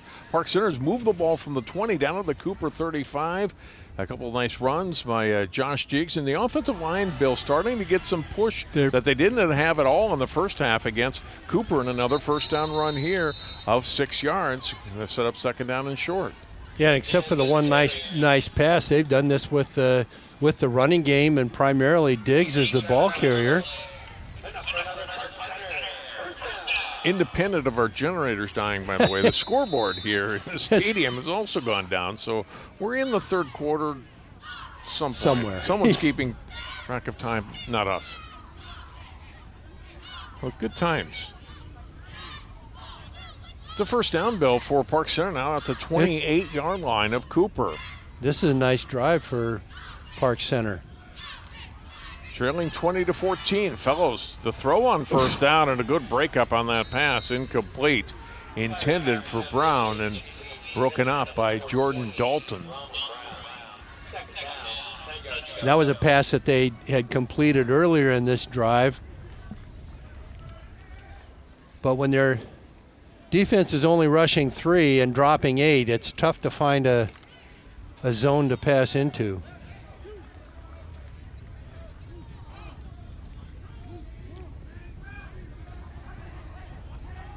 On second down and 10.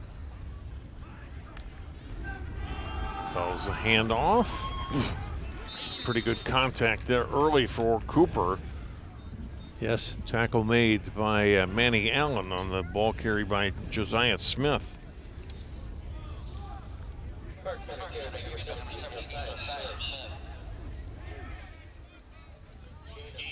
They will get 2 yards, and it's third down and 8.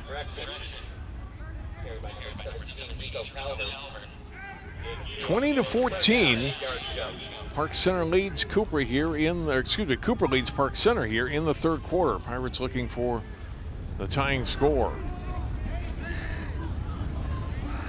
But a third and 8 right now. Diggs back in the backfield next to Fellows.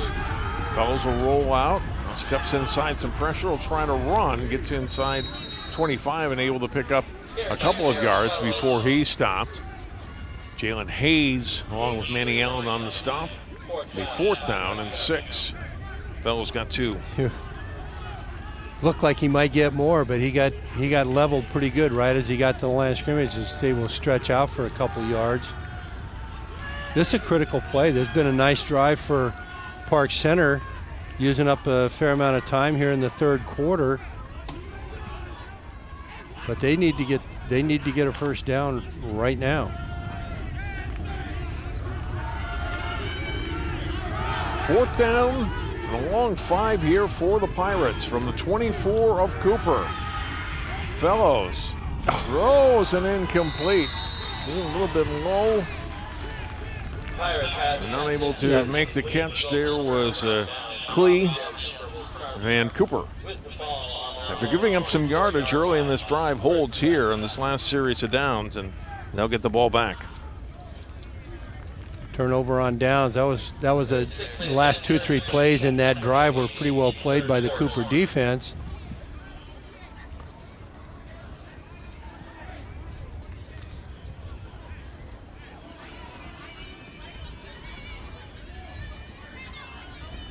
Cooper 20, Park Center 14. Midway through the third quarter here at Park Center.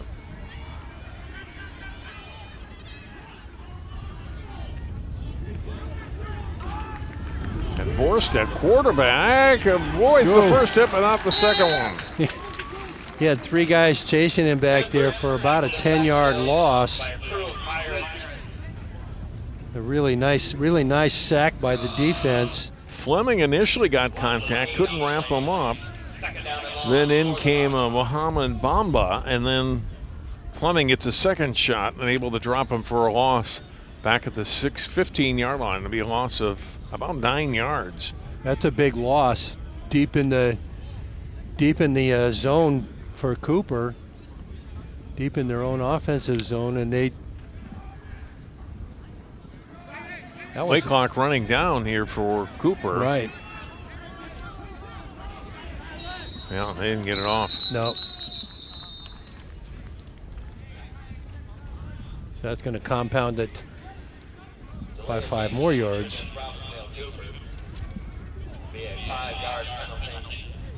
Their first penalty here in the second half. They certainly had more than their share in the first half. 8 in the first half on the Hawks, and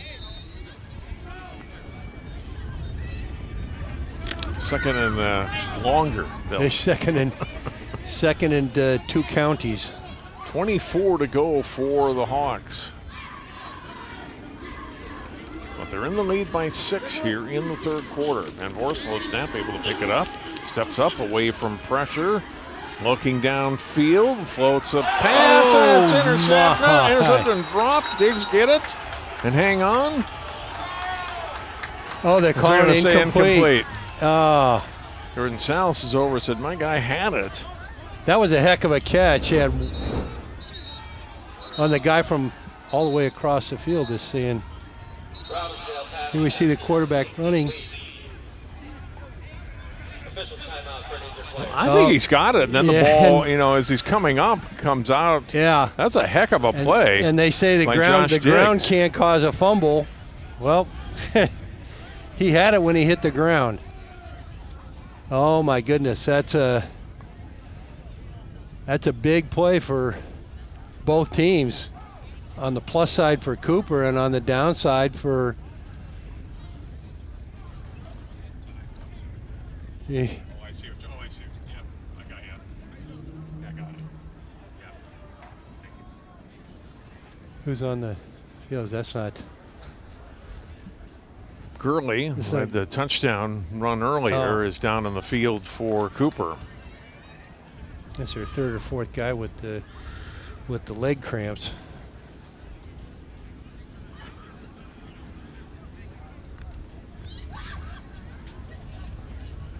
Well, if that interception had stood, Bill, Cooper or Park Center would have it inside the 30-yard line or so of Cooper. As it is, it's going to go as an incompletion. Coach Salas making the argument with the side judge and the line judge about, he had the ball cradled and the ball didn't come out until he hit the ground. But that fell on deaf ears, believe it or not. Bill, a lot of cramping here, Bill. Late second quarter, early third quarter here now on both sides. Each player down, or each team with a player out right now. And Brooks is on the sideline stretching cramps out. Look at that last catch again. It certainly looked like Diggs had it, and he saw the ball come out. The official right away is calling it incomplete, but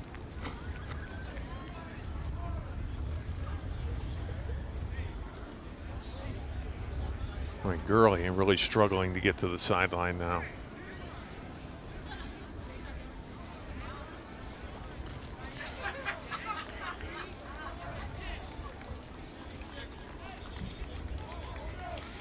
So it goes as an incompletion. Yes.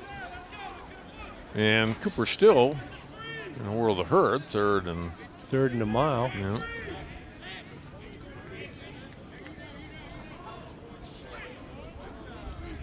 They're at the 11, needing all the way to the 34 for a first down.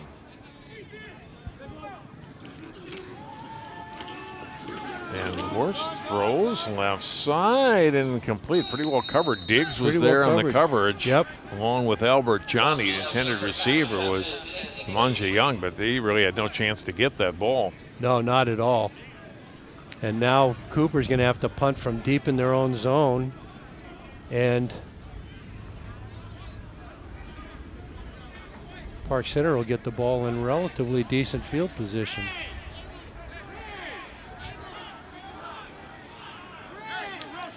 Carmo standing in his end zone. The punt. Sean Freeman back deep for Park Center.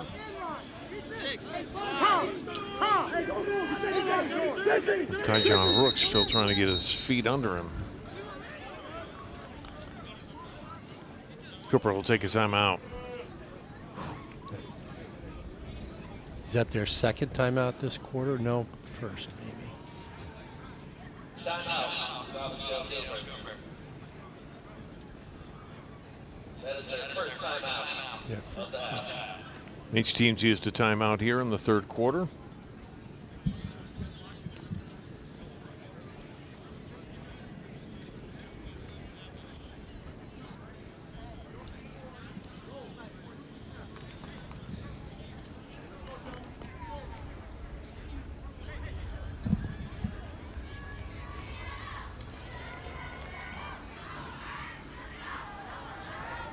Hawks leading by 6, but Park Center should get the ball in good field position off of this punt.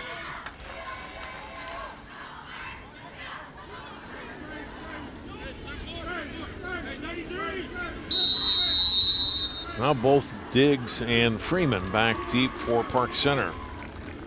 Manuel Carmo, high snap, corrals it. He felt the block coming on. He's got to run for his life. A long way to go, and he's going to get a first down. Flags come out, but I think he got that on 4th and 23. Running from his end zone, the pressure was coming. Didn't feel like he could get the kick off. He probably couldn't.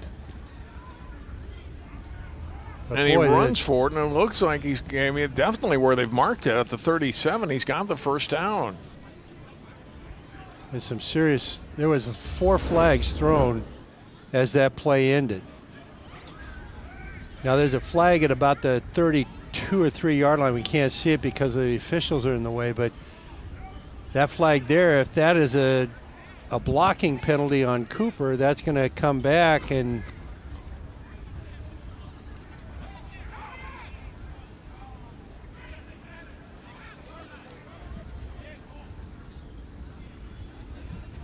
we saw a little bit of Emmanuel Carmo's athletic ability on that one. No. Oh my goodness, especially for a guy who was all cramped up and couldn't walk 20 minutes ago, 15 minutes ago. It is a first down.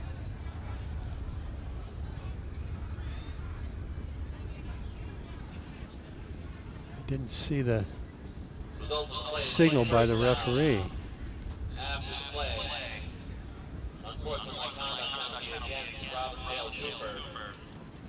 Okay, so that was Sportsmanlike conduct. Whether that was something centered or their second sideline warning, which could be, would also prompt the penalty. Yep. Those guys were fired up after that run by Carmo, and I can't blame them. You're getting 23 yards, and in reality, much more than that. He ran about 35 yards to get that, right? Plus, he was starting in his end zone. Well, that could be a huge play in this game, though. Yeah. So now they're not setting the, okay, so it's first, they're making it 1st and 10.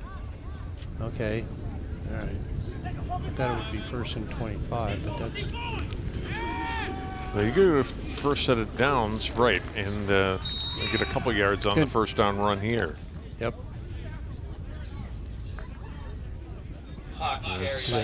Mark Davison with his first run here in the second half, picks up a couple of yards.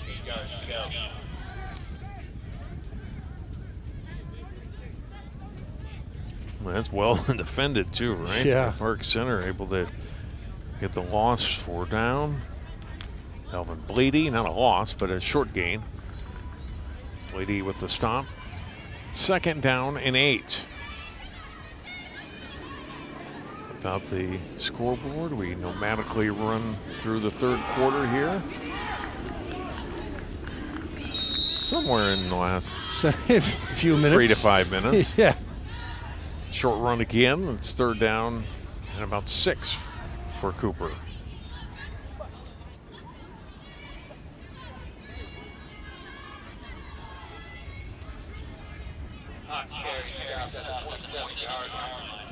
Here we got 3rd and about 5. 5 yards to go. Run of 2, run of 3, out to the 27 now.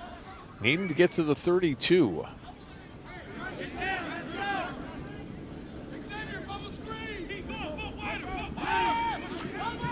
Van Voorst throws. Oh, and the ball dropped.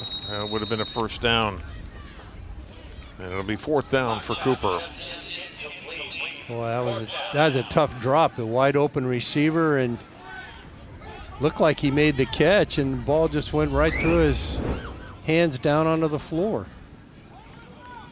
Fritz Oates unable to secure it, and it's 4th down for Cooper.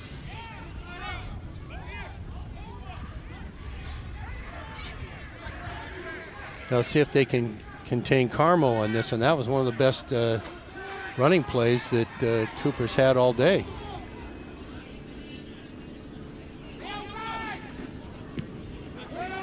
Gets the punt away. Pretty good one. A bounce at the 37. They'll take a Cooper roll and be picked up at the very last second. And only getting a yard out to the 25 there was Diggs. He took a hit on top of it. Yeah, you do that, you're going to get lit up. There's a whole bunch of guys standing around there coming down.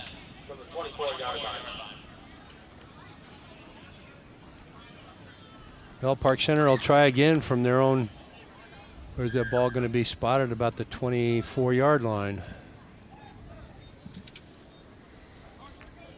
Had a good drive early in this quarter, responding off the Cooper touchdown very early, but then it stalled inside the 35 of Cooper. Bucks got 1 first down. And good punt away there by Carmo. And now we'll see what the Pirates do. Down 6 here in the 3rd quarter. Through the hands of Fellows, he gets back on it. But a big loss of 15. That's a loss of 9. That's a tough one there. Looked to me like Fellows took his eye off the ball. The ball hit him in the shoulder and popped right up. He was lucky to get on that. Sometimes that pointy-ended ball bounces funny. There's a flag down. False start. That's going to be declined. I'll take the play. 2nd and 19.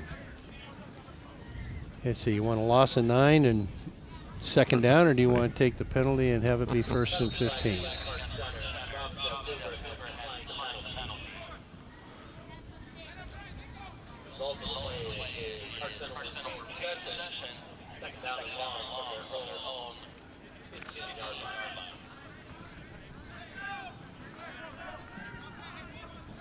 Well, 2nd and long for the Pirates. Diggs, the runner in the backfield. He takes the handoff here, trying to follow a block, then cuts it back to the middle of the field. Gets only out to the 18-yard line for a run of 3. Need to work for those 3 yards. He surely did. Able to contain Diggs. Does have a touchdown run today. Yeah, Cooper's pursuit has been pretty good. They come off the ball nicely, but they also pursue pretty well, particularly from their linebacker spots.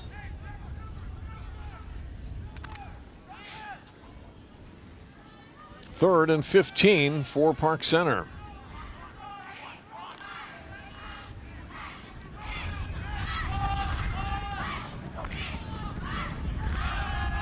Fellows rolls out, throws. That is almost intercepted by Carmo through his hands. And through the hands of the intended receiver, Klee as well, and it's 4th down. Another Pirate player cramping, and it looks like Freeman this time. I'm guessing that's what it is. That's what it's been most of this quarter. Most of the day, yeah.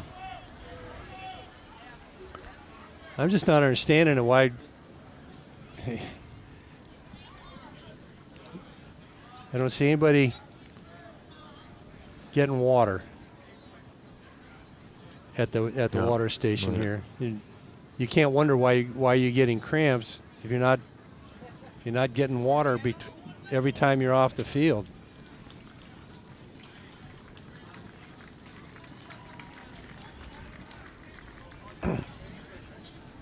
Brooks, who I know is trying to get back on the field, he's been hydrating a lot. He was just over there. Yep.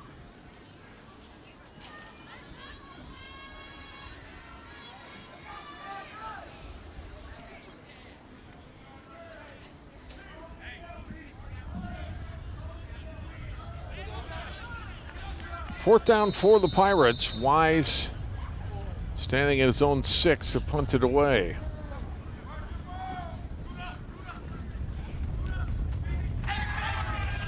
Oh, and they fake it.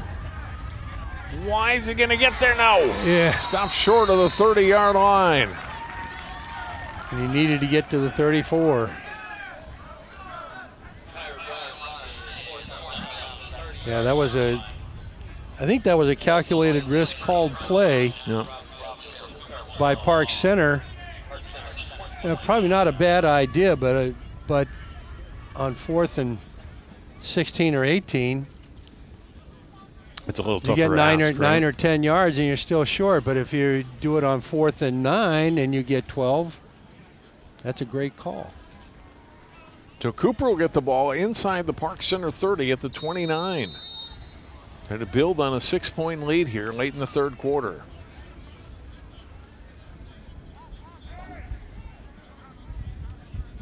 This is where the defensive coach had to say, all right, this was the risk we took. Let's get it and shut them down now.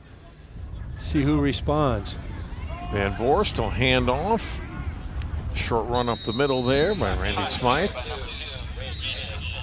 Picks up a couple of yards to the 27.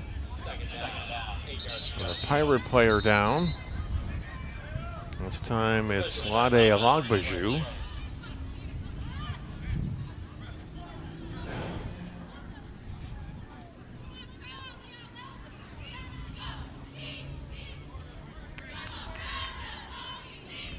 Second and an 8 coming for Cooper. We may have the end of the quarter, Bill, with our mysteriously timed game. We have no idea, but now I see Cooper heading toward the other end, and it can only mean to me that it is the end of the third quarter. So we will take a timeout. Cooper with the football. They have a 6-point lead on Park Center. Fourth quarter coming your way from Pride Stadium next.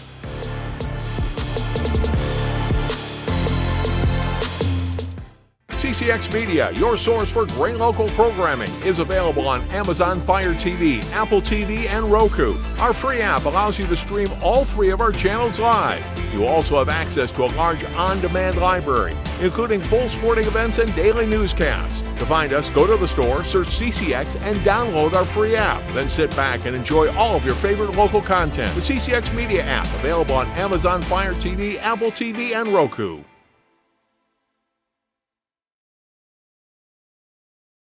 CCX Media is the first place you go for local news and sports.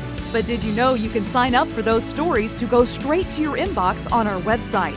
Simply go to ccxmedia.org. Click on the subscribe button, and from there choose which notifications you want to receive. Then we'll send your favorite CCX Media news, sports, and city events straight to your inbox. Sign up now at ccxmedia.org.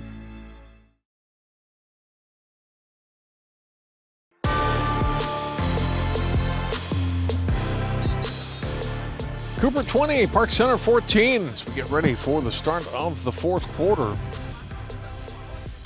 John Jacobson, Bill Hunstock at Park Center High School as we get late in the afternoon on this Friday before Labor Day.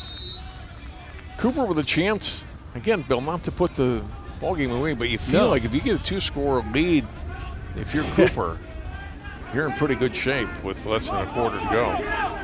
First play of the quarter, it's the end around, and escaping one tackle, cutting back upfield, and getting a couple of yards is Young. Had a couple of runs today. The first one was for a much bigger run than that, but still got positive yards out of this one. Another player down. One of the D-backs for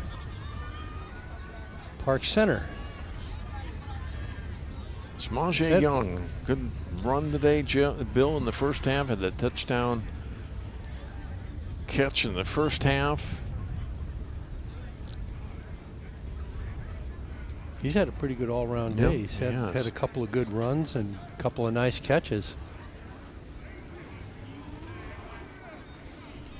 Ball for Cooper will be at the 24-yard line of Park Center with a third down and a little less than 5 to go.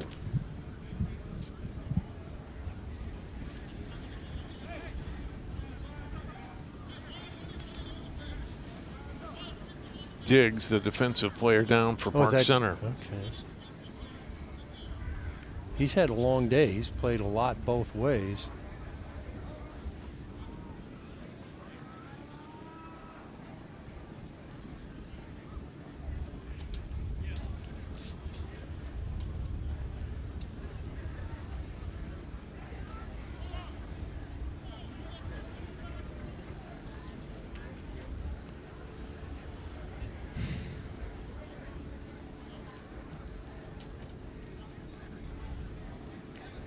Park Center really needs a stop on this drive, and where Cooper is on the field, and certain this is four down territory. You're inside the 25. Too long for a kick if you don't make it here.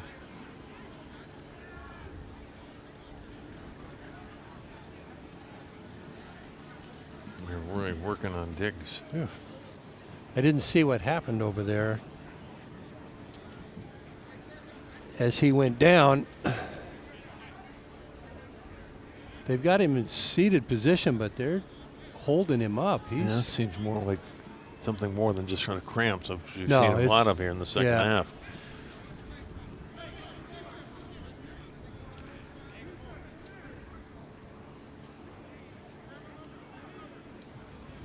Senior, one of the leaders for the Pirates, really valuable player for them on and off the field. And it looks like they're picking him up. Help him to his feet.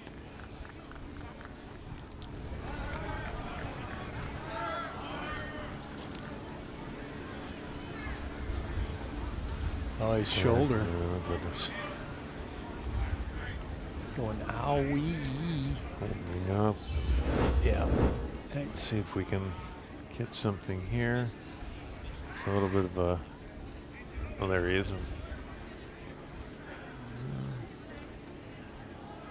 Oh, right there. I didn't see the hit, but he also obviously took something in the shoulder that is pretty painful. You can see that he's expressing some discomfort.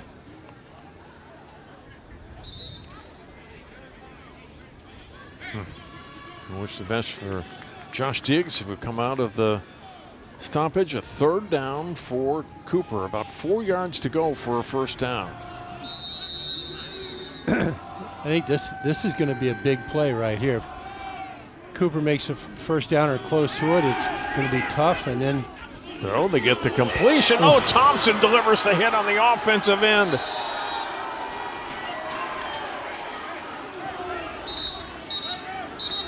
Yeah, the Park Center player lost his helmet. He took a shot right in the chin. I think he's.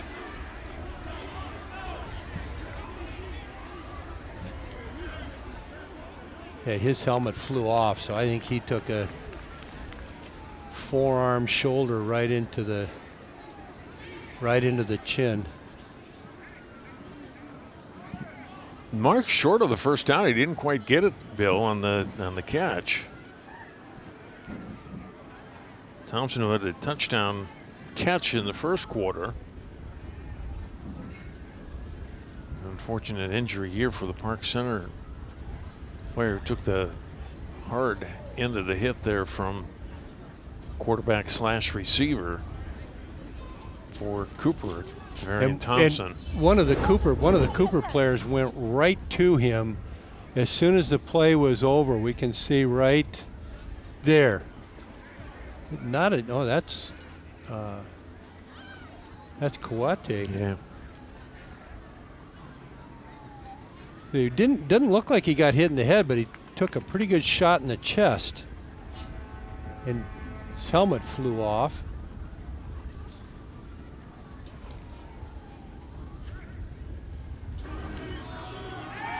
We get a good look at it again right there.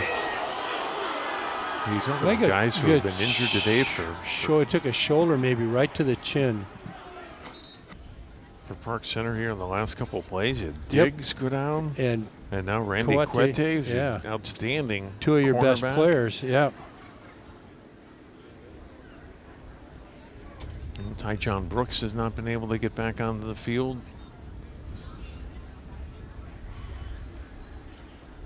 And they're holding his head still.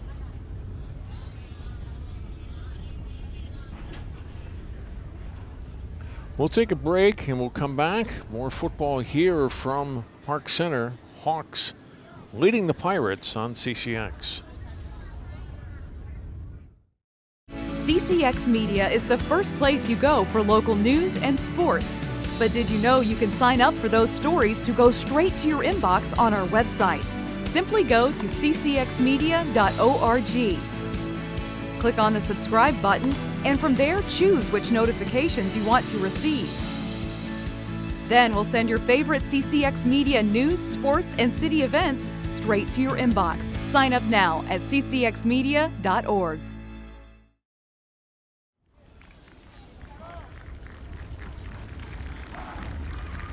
Park Center senior Randy Quete back at that ambulance as we take it to North Memorial for further evaluations from a scary situation for Randy and his family, the whole Park Center community here.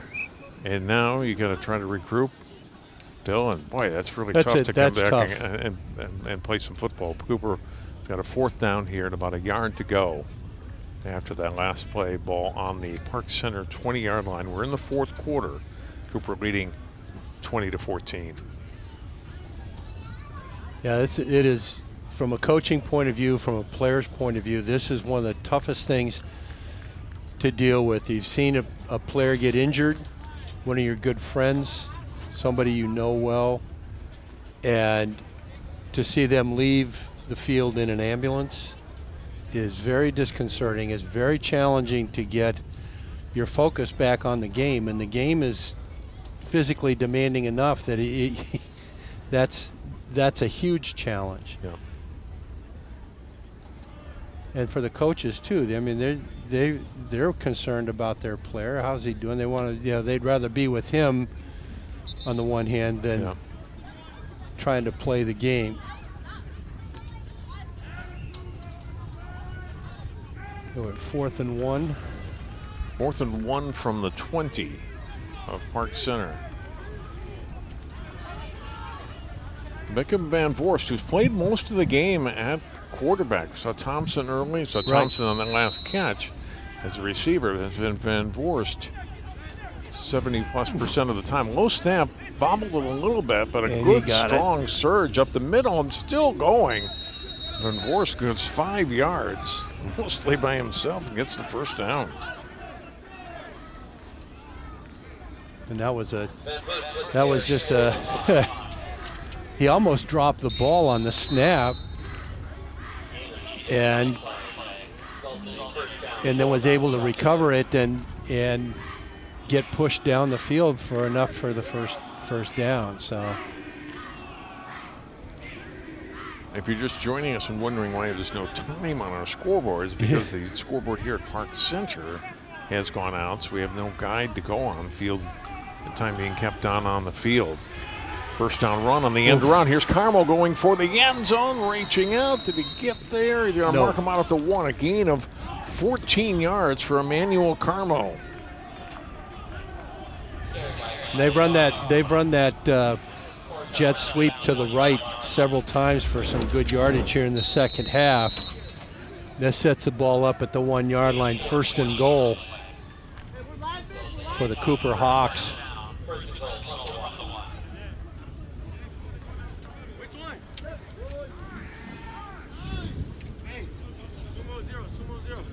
First and goal from the 1. Carmel had a 35-yard run earlier. This one goes for 14. And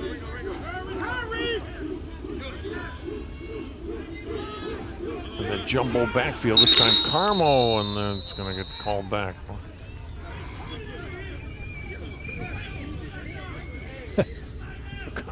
He took a dive. A little upset.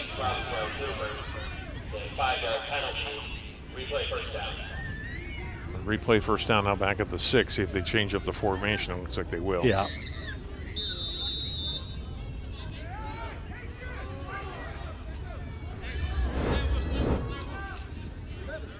And again, movement early for Cooper.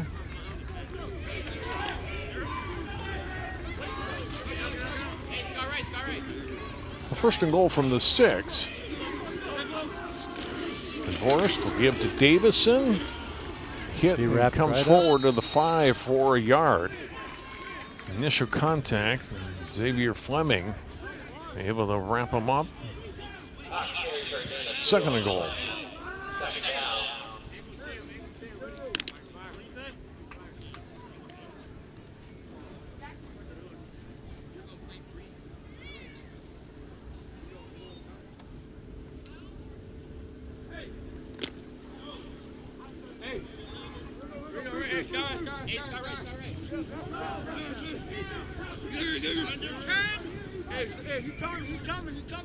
Van Vorst with Davison next to him.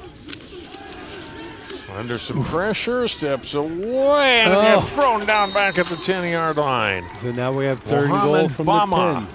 Bama with the tackle. Mo. Loss of 5. Good hustle by Bamba on that one.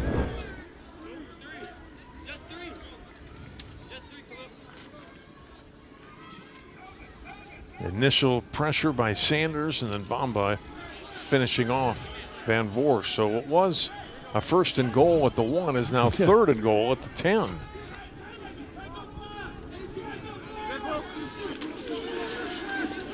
Van Vorst lobbing to the back of the end zone. Oh my goodness. It's caught for a touchdown. Samaje. And it's Carmo with the touchdown. Carmo, I thought it was number 5. It was Carmo, number 6.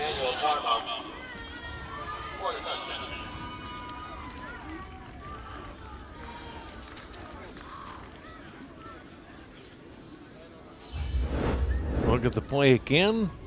We take a look, and this was pretty well covered. Carmo does a nice job of going after the ball with the defender right with him. And they turn that. Did a good job. He shielded the defender away from him, and helps when you're his size too, right? Against the smaller defender, and able to go up and get to the ball. The extra point is good. And now 27-14 Cooper here in the fourth quarter.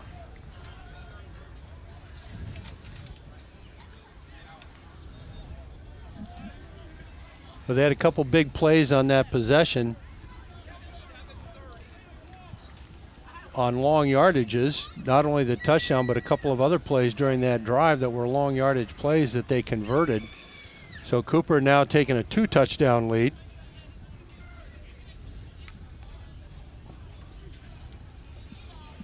And Park Center obviously has their work cut out for them.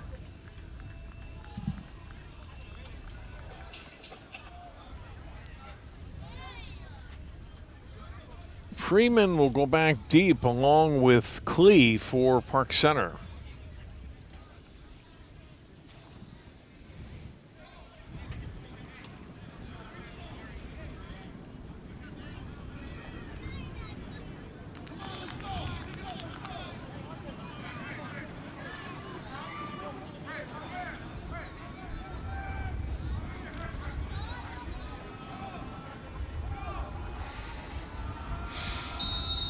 And Van Vorst has had a good day, Bill. Yes, he has. Decent kicker, good quarterback, a couple of touchdown passes, and then as I say that, he kicks it out of bounds. Kicks it out of bounds, and the ball will go out to the 35-yard line.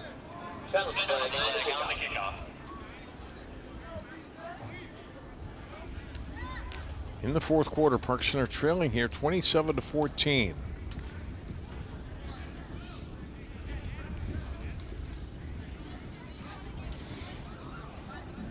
And without knowing how much time is on the clock.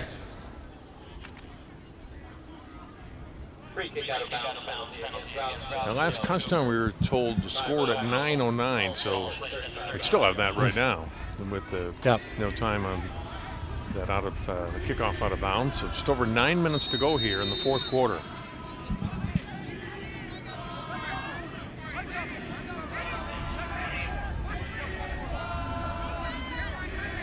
"35-yard line," the yard line for Park Center. Trailing by 2 scores. Bellows throws and gets a completion Out past the 45-yard line to the 47. It's Sean Freeman, the senior wide receiver, defensive back on the catch. And a gain of 12 yards. A good throw from De Niro Fellows.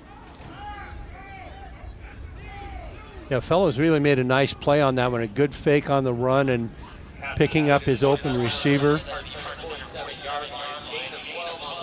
Sean Freeman, one of the kids that coaching staff talked to me about the other day. They really feel good about him, primarily as a receiver, but a receiver D-back.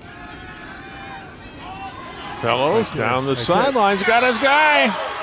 First down inside the 15, down to the 12. It's Freeman again.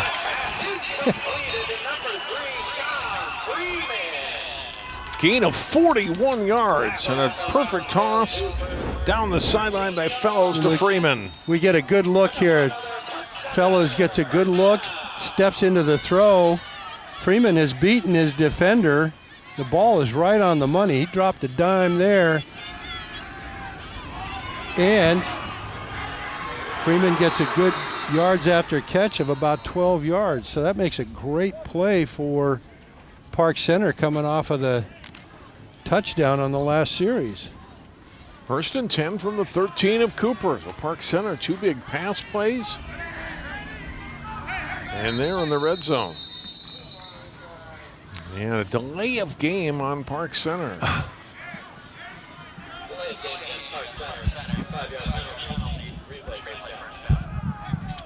It'll be a first and 15.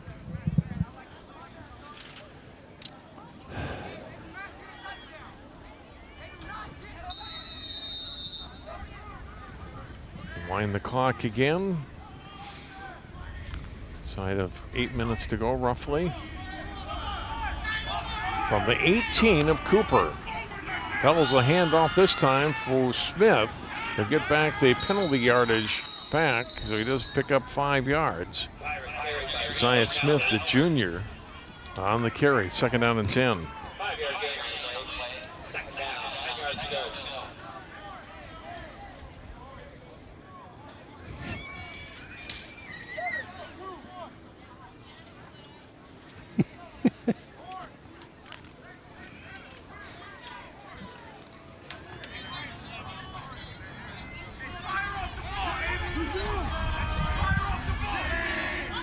Second down and 10. Fellows fakes the handoff to Smith, throws toward the end zone at the touchdown. Park Center, impressive response. Ronnie Brown with the TD. And the senior gets his team back to within a score. There is a flag down. It came way after the play was over. Yeah. Probably an unsportsmanlike on Park Center because of the way the Cooper guys were pointing. We'll see if the touchdown holds. Yeah, it came out late. You'd think that might be a post-possession penalty, but we'll find out after we get a long discussion, I'm sure. I'm sure.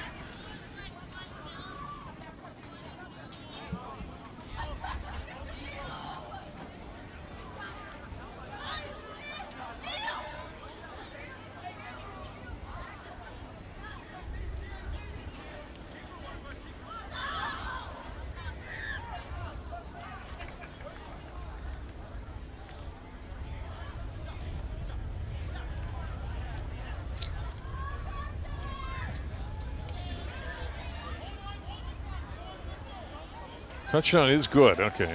Yeah. And then you get the unsportsmanlike. Okay. So they'll take the 15-yard penalty probably on the kick, on the, not on the. After the play, unsportsmanlike conduct penalty against Park Center. You could take that on the PAT. I would think they'd take it on the kickoff. Brown with his second catch today, first for a touchdown. Fellows, his second TD pass.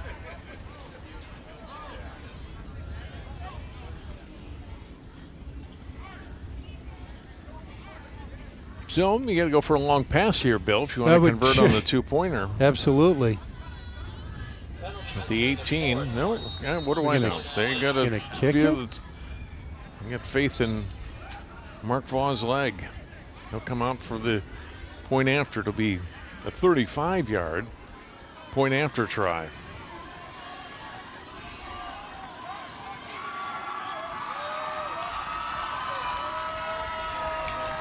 Ty John Brooks is the holder. Oh, he's got enough leg, doesn't he? Right down the middle.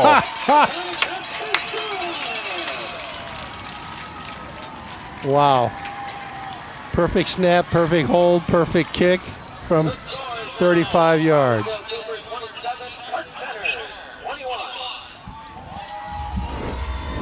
Look at the touchdown again.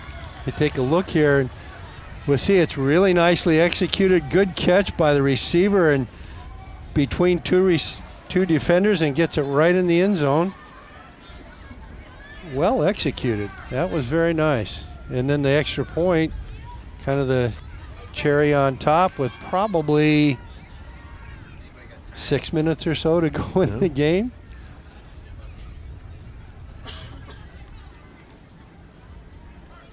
This has been an exciting 8 game. minutes left, we're told. All right. It might be Labor Day before we leave. Yeah. Well, our 2 opening games this season have been marathons.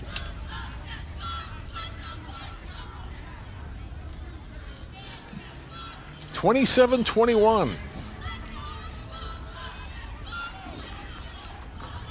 How about the passes by Fellows on that drive? All 3 of them. Yeah. Really well done. And Freeman made two really nice catches.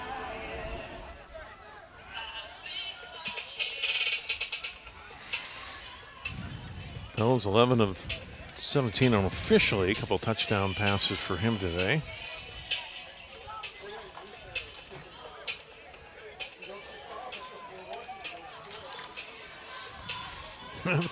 That extra point by Mark Vaugh was as exciting as the touchdown itself. It was. How many times do you see a 35-yard extra point in high with school? Plenty of distance to go, too. There's no doubt about that kick. Especially after he had one blocked earlier. It's like, okay. I'll just go ahead and kick it for you, Coach. Don't worry about it. Pirates back to within 6 here. 8 minutes to play here in the fourth quarter. The scoreboard again went out in the third quarter here in the stadium. That's why you don't see a scoreboard on your screen, as we don't have access to the actual time that's being kept down on the field. Good Cooper return to the 35, 40 out to midfield and into Park Center territory.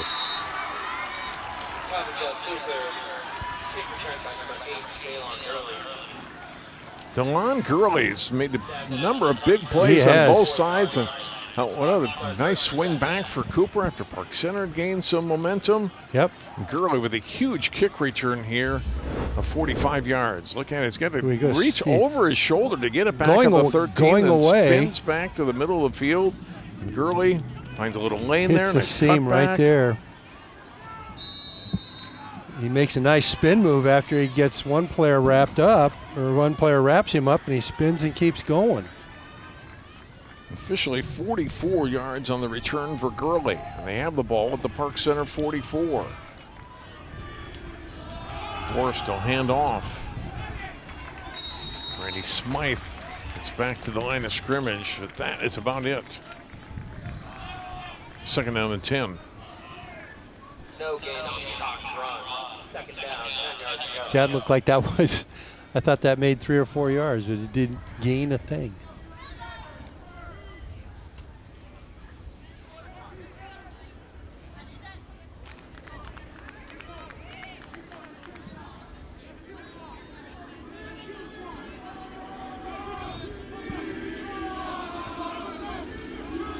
Keep it on the ground again. Couple of yards for Smythe to the 41. Gain 3. Hawks carried by Smith. And I'm okay with this, Bill. I mean, you're gonna run some clock. Right. You're now on third down, presumably try to throw, but you can run off a minute 10, minute 15 on the first two plays off the clock, and and you're still in the lead despite that last touchdown for Park Center. Exactly, and you're playing to win. You have to play to win, and not to not lose. So you need to do what you do well, and if you need to throw the ball for 8 yards, then throw the ball for 8 yards. Don't just pull your horns in and try to play the clock. And Vorst gets the completion. Another big grab by Samaje Young. Samaje's wide open on that, and 5 yards to run before anybody gets close to him.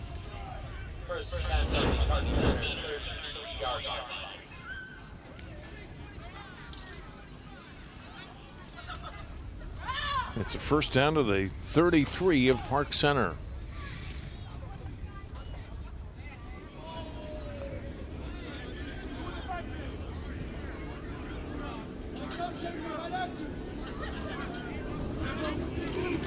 Forced to hand the ball off. They go back to the ground game. This is Davison who's back into the backfield. Good second effort for him.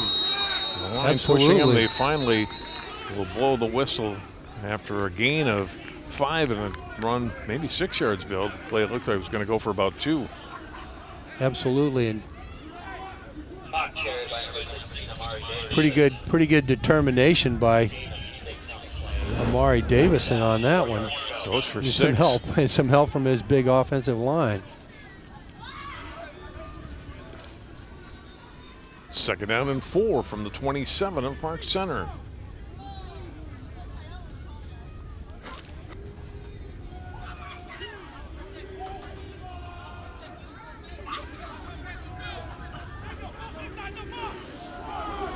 Vorst will hand off to Smythe, and this time Fleming there to meet him almost immediately when he got the football. And make the tackle along with Sanders. And bring up third down. Still third and about 4. Yeah.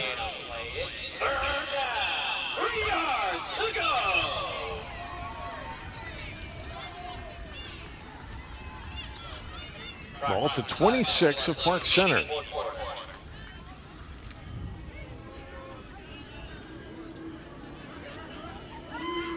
Past the midway point here of the 4th. 6-point Cooper lead. Big couple of downs potentially here for both teams. And it's going to be a tackle for loss this time. Oh my goodness. Good surge at the line. And they're able to get Smythe for a loss. Now it's going to make it 4th and long and take a timeout. Peter Okafor among those on the tackle. Good offensive lineman and defensive lineman, number 74, in on the stop. Really well done. The whole defense was on top of that one. Defensive line particularly right there. Yeah, that's pretty much all Okafor on that. And a loss of close to 3. Cooper timeout here and figure out what to do in 4th and 6.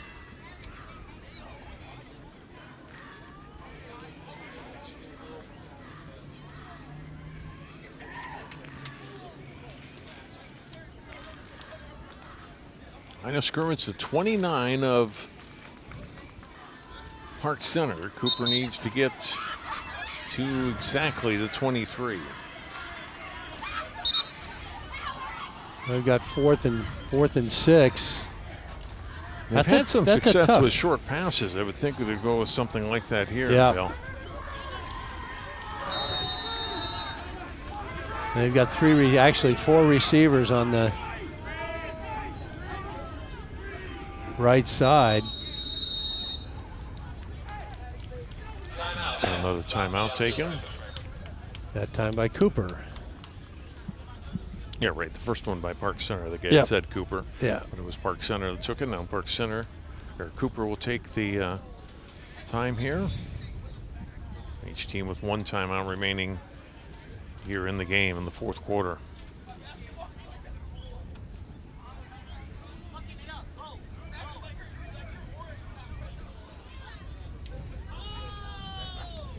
That's how much time is left, because we don't know. No, It's playing. that's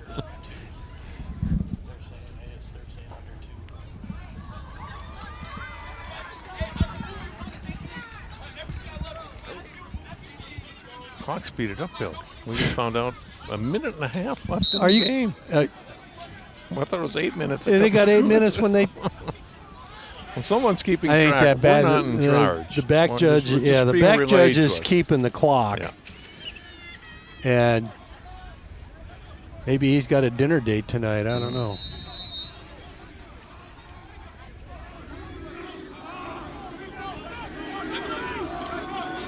Van Vorst throwing on fourth Oh, down. And not they stop there. short of the first down. Good defense by Park Center, and they will get another shot here. Fox pass is completed. Forced out of A bounds. completion for Cooper, but Results in a turnover on down. Not short of the enough. sticks. Center will start This with is well played, on their own. but the defensive guy does a great job, and Samari does a nice job of not blocking the guy in the back, which would have created a bigger problem. But they didn't get the first down.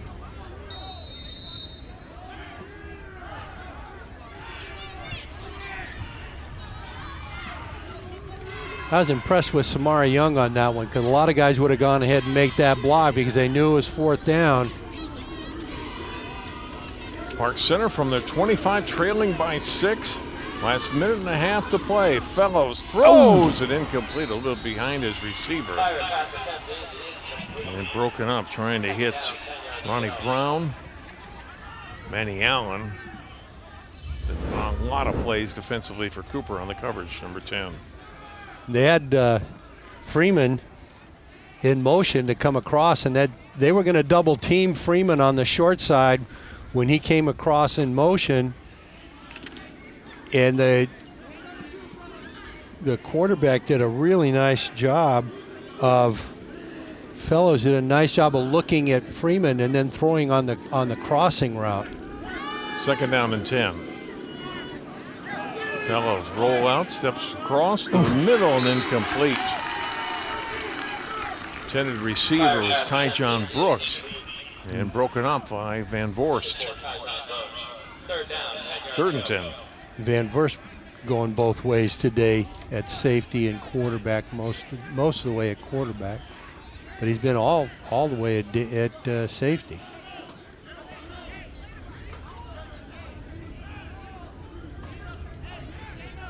Third down and 10.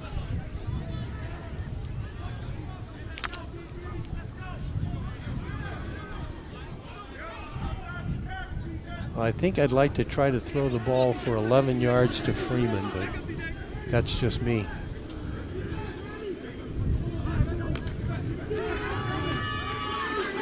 Going to his left, and that ball sailed. It was intended for Freeman, but delivered too Yes, high. it was. Yep. Now you've got a really tough call. 4th and 10, very little time to go in the game, and you need a score to win. What's your 4th and 10 play, John? No. Well, I think You got targeting 25 the seconds. Right guy there. You got 25 seconds to Right. call it. Yeah. Samaje Young is also on defense right now for Cooper on the coverage on that last play. And here we go. 4th down and 10, really last chance for the Pirates. I'd like to throw Freeman deep. I just get him the ball and throw it deep. The heck. Fellows throw over the middle and incomplete and broken up. Oh, Brooks, the intended receiver, and a great He had- break up by Jordan Dalton. Jordan Dalton did a great job, and Brooks, he was open and the ball was right there. It just got separated. And Brooks is still on the field. Dalton's like, let's go. That was a nice defensive play because Brooks had As And good as a little that bit of fourth. separation. He had the catch, and then Dalton comes into the play and knocks it away. Brooks got up and then walked a few steps and then went back down on the ground. And you can see he's got the ball in his hands, but Dalton Yep. knocks it away. Really good defensive play. for Jordan Dalton, and Cooper should be able to run the clock out here. Brooks will be helped off to the sideline.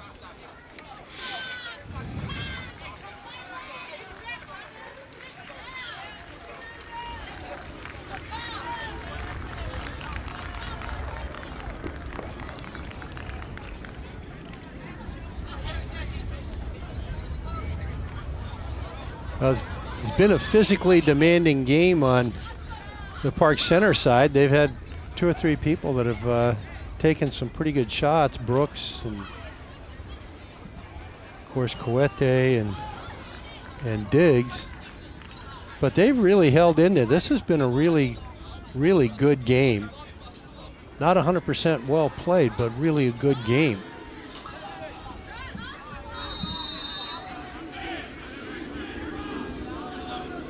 Ball at the 26-yard line for Cooper. Will, of course, keep it on the ground. Park Center with one more chance to stop the clock, and they'll do it here. But not enough time left, barring a turnover for Park Center to get the football back. Yeah. They need a pick 6 or something to bring it back into perspective.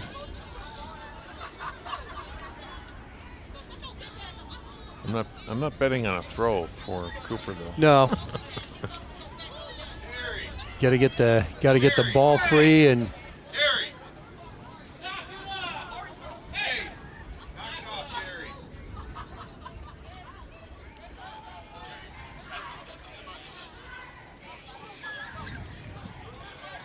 second down and 9. That first down run gained a yard.